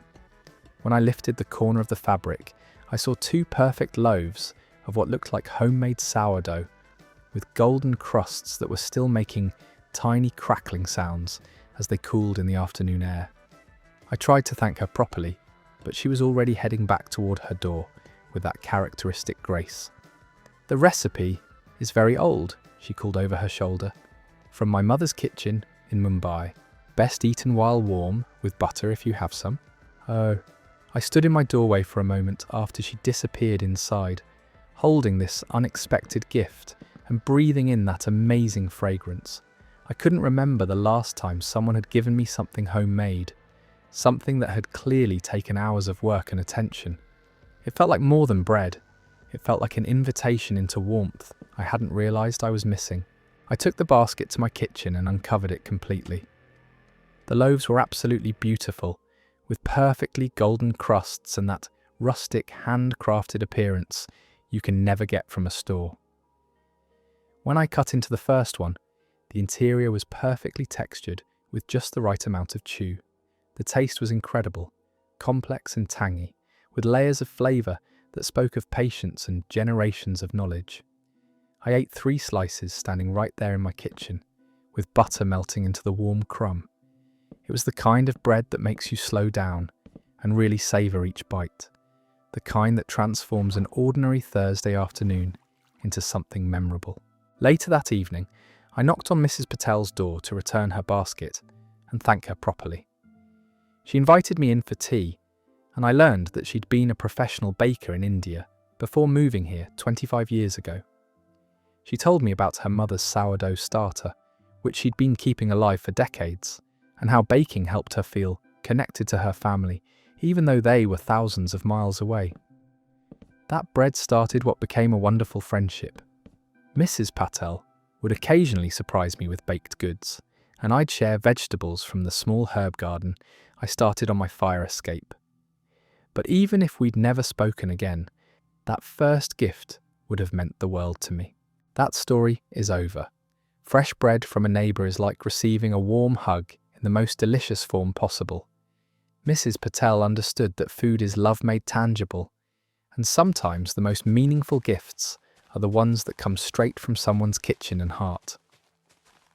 Our next tale comes from Jonah, who learned that the most spectacular discoveries often happen when we abandon our planned routes and followed of wildflowers. I'd been our curiosity instead. The afternoon, I found a feeling restless all weekend. That kind of antsy energy where sitting still feels impossible, but you can't quite figure out what you want to do about it. Sunday afternoon, I decided to drive out to the state park about 30 minutes from my house. I'd been there before, but always stuck to the main trails that everyone uses, the ones with clear markers and detailed maps. This time, I parked at a different entrance, one that looked less travelled and had fewer cars in the small gravel lot. The trail started normally enough, winding through a dense section of pine and oak trees, with those soft needles that carpet the ground and muffle your footsteps. The air smelled clean and green, with that particular forest scent that makes you breathe deeper without thinking about it. After about 40 minutes of walking, I noticed a smaller path branching off to the left. It was barely visible, just a slight gap between the trees that looked like it might have been made by deer rather than human hikers. Something about it intrigued me, so I left the main trail and started following this narrow track deeper into the woods. The path curved and twisted through the forest in ways that made me completely lose my sense of direction, but I wasn't worried. The sun was still high, and I had plenty of time before dark. I pushed through low branches and stepped over fallen logs, feeling like an explorer discovering territory that hadn't been mapped yet. After maybe 20 minutes of this gentle bushwhacking, the trees started to thin out around me. Then suddenly, I stepped out of the forest entirely and found myself standing at the edge of the most incredible meadow I'd ever seen in person. It rolled out before me like something from a dream, stretching down toward a small creek I could hear babbling somewhere in the distance. But what absolutely took my breath away were the flowers. Thousands and thousands of wildflowers, as far as I could see in every direction. Purple lupines stood tall like colourful sentries, mixed with bright orange poppies and delicate white daisies that swayed in the gentle breeze. There were flowers I couldn't even identify, in shades of yellow and pink and deep blue, that seemed almost too vibrant to be real. The whole meadow was alive with colour and movement, creating waves that rippled across the field every time the wind swept through. Butterflies danced from bloom to bloom, and I could hear the contented buzzing of bees working their way through this natural paradise.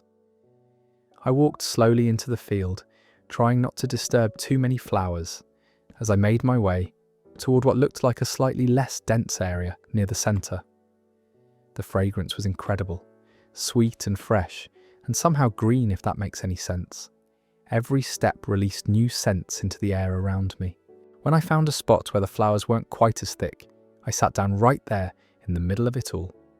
From that perspective, surrounded by all that colour and life, the world felt completely transformed. I could see mountains in the distance, hazy and purple against the afternoon sky. A hawk circled overhead, riding the thermals without seeming to move its wings at all. Everything felt connected and peaceful in a way that made my earlier restlessness seem completely unnecessary. I ended up staying there for almost 3 hours, just sitting and watching and breathing in that incredible floral air. I didn't take many pictures because somehow that felt like it would break the spell. This wasn't something meant to be captured and shared. It was meant to be experienced in that moment by whoever was fortunate enough to stumble upon it. When I finally made my way back to the car, I felt like I'd discovered a secret the world had been keeping just for me. I've tried to find that meadow again several times since then, but either I've missed the turn or it only reveals itself when you really need to find something beautiful and unexpected. That story is over. Hidden meadows full of wildflowers sound like the kind of places that exist in fairy tales, but nature has this incredible ability to create magic in the most unexpected corners. Sometimes the best adventures happen when we abandon our maps and trust our instincts instead. Let's continue with Clint, who discovered that sometimes the most comforting presence comes with 4 paws and unconditional love. The time my dog fell asleep with his head on my pillow. I'd been having trouble sleeping for weeks, not full insomnia, but that frustrating kind of restlessness, where you're tired but your brain refuses to turn off. Work had been particularly stressful, and I kept finding myself lying in bed replaying conversations I should have handled differently, or worrying about problems that needed solving the next day. My dog Bruno is usually pretty good about respecting boundaries when it comes to bedtime. He has his own expensive orthopedic bed in the corner of my room, something I invested in after he turned 9 and started showing signs of joint stiffness. He'd always been content to sleep there, occasionally getting up in the middle of the night to check on me before settling back down with a contented sigh. But this particular night, I'd been tossing and turning for what felt like hours. I'd tried reading, tried those meditation apps on my phone, even tried counting backwards from 1,000. Nothing was working, and I was getting more frustrated by the minute, which of course made falling asleep even more impossible. I was lying there staring at the ceiling when I felt the mattress shift slightly. Bruno had gotten up from his bed and was standing next to mine, looking at me with those wise brown eyes that seemed to understand exactly what was happening. I patted the comforter next to me, and he jumped up carefully, the way older dogs do when they're not entirely sure their joints will cooperate. Instead of curling up at the foot of the bed like I expected, Bruno made his way up toward the pillows.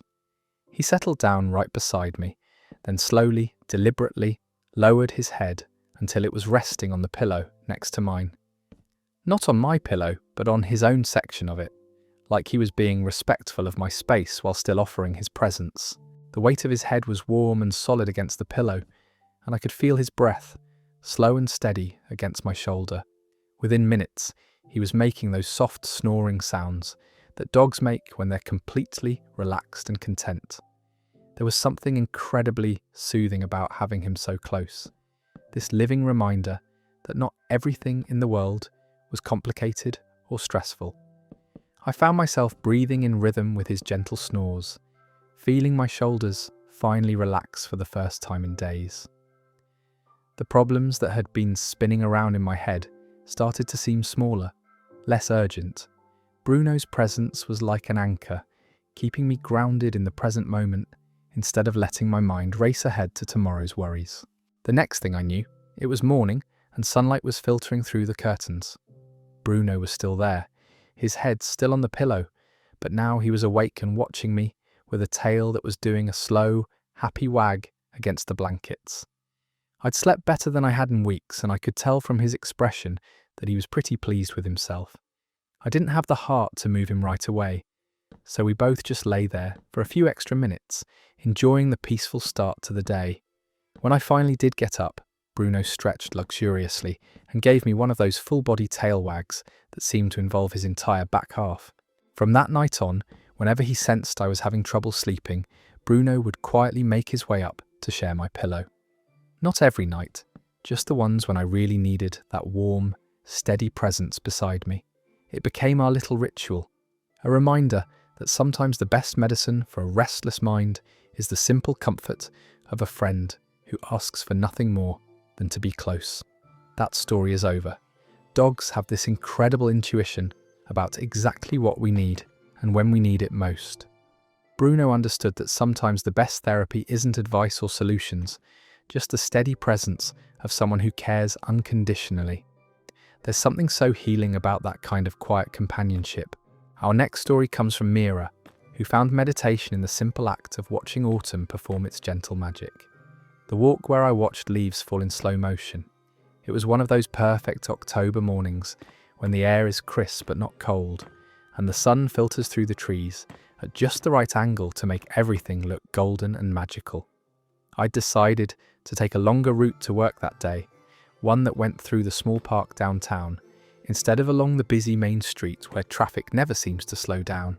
The trees along the walking path were at that perfect peak of autumn colour, mostly maples and oaks that had turned brilliant shades of red and orange and yellow. There was hardly any wind, just the occasional gentle breeze that would stir the branches slightly and send a few more leaves drifting toward the ground. I wasn't in any particular hurry, so I was walking slowly, taking time to really look at the canopy overhead instead of staring at my phone like I usually did.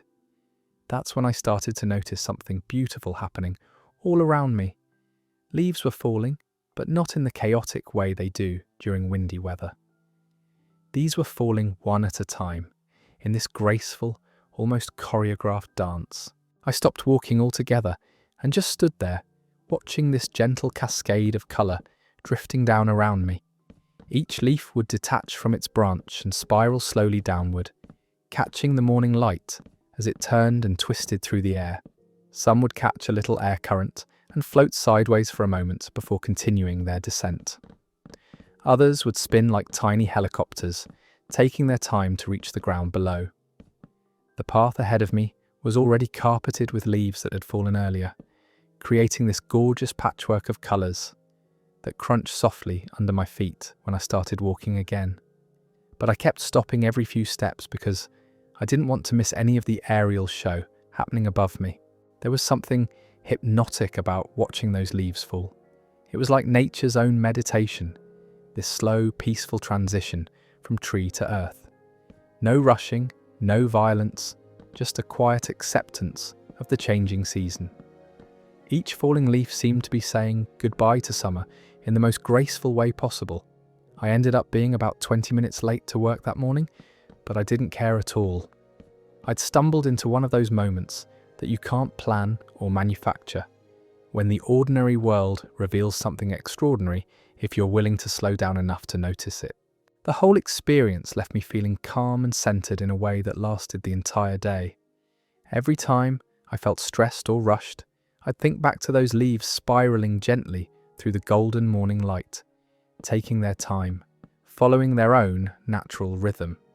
It was like they'd taught me something important about letting go, about finding beauty in transitions, about the peace that comes when you stop fighting the flow of things. That story is over. There's something profound about witnessing nature's transitions at their own unhurried pace. Those falling leaves sound like they provided the perfect lesson in mindfulness, showing how beautiful letting go can be when it happens naturally and without force. Let's move to Noelle, who learned that sometimes the smallest gestures from strangers can shift the entire energy of your day. The stranger who held the door and smiled like an old friend. I was having one of those mornings where everything seemed slightly out of sync. I'd woken up later than planned, couldn't find a clean shirt that matched what I wanted to wear, and was running about 15 minutes behind schedule for an important appointment downtown. By the time I reached the office building where I needed to be, I was feeling frazzled and slightly anxious about making a good impression while running late. The building had one of those heavy glass doors that always seem to require more effort than they should. I was juggling my purse, a folder of documents I needed for the meeting, and my phone, trying to figure out how to manage the door without dropping everything, when I noticed someone approaching from the other direction. He was an older gentleman, probably in his 70s, wearing a neat cardigan and moving with that careful, deliberate pace that comes with age. I assumed he was heading out of the building while I was trying to get in, and I was already mentally preparing for that awkward dance where two people try to figure out who goes first. But instead of creating an obstacle, he reached the door before me and pulled it open wide, stepping aside with a gesture that was both courteous and completely natural. What struck me wasn't just that he held the door, but the way he did it.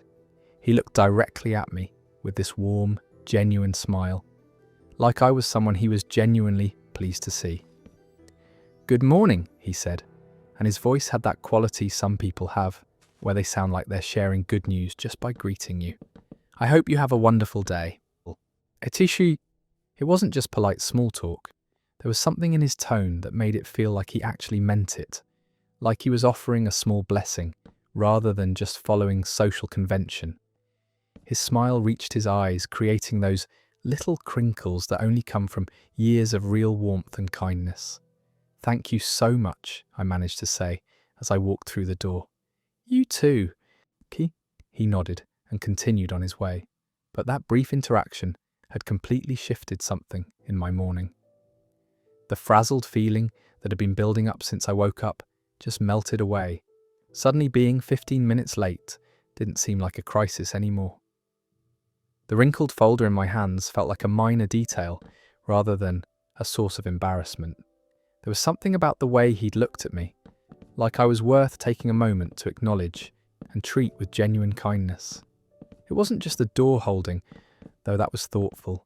It was the quality of attention he'd given me, brief as it was. For just a few seconds I'd felt seen and valued by a complete stranger. The meeting I was rushing to went better than expected. I found myself more relaxed and present, less caught up in the small stresses that had seemed so important earlier. Throughout the day, I kept thinking about that moment at the door, how such a simple gesture could create such a positive ripple effect. I started paying more attention to my own interactions with strangers after that, holding doors when I could, making eye contact when I said thank you, trying to offer that same quality of genuine warmth that the gentleman had shown me. It's amazing how those tiny moments of connection can brighten both your day and someone else's. That story is over. A door held with genuine warmth can be like a small gift that keeps giving throughout the day. That gentleman understood something beautiful about how we can lift each other up with nothing more than authentic presence and kindness. And with that gentle walk under festival lanterns, we come to the end of tonight's collection of peaceful stories. Each one a reminder that beauty and kindness exist all around us, waiting to be noticed in the fog rolling over hills, in a stranger's smile, in the simple rhythm of rain against glass. These moments don't require anything from us except the willingness to slow down and pay attention, to let ourselves be present for the small miracles that happen every day when we're not too busy rushing toward the next thing. Sweet dreams, everyone. May your rest be as peaceful as these stories, and may you wake tomorrow ready to notice the gentle magic in your own ordinary moments.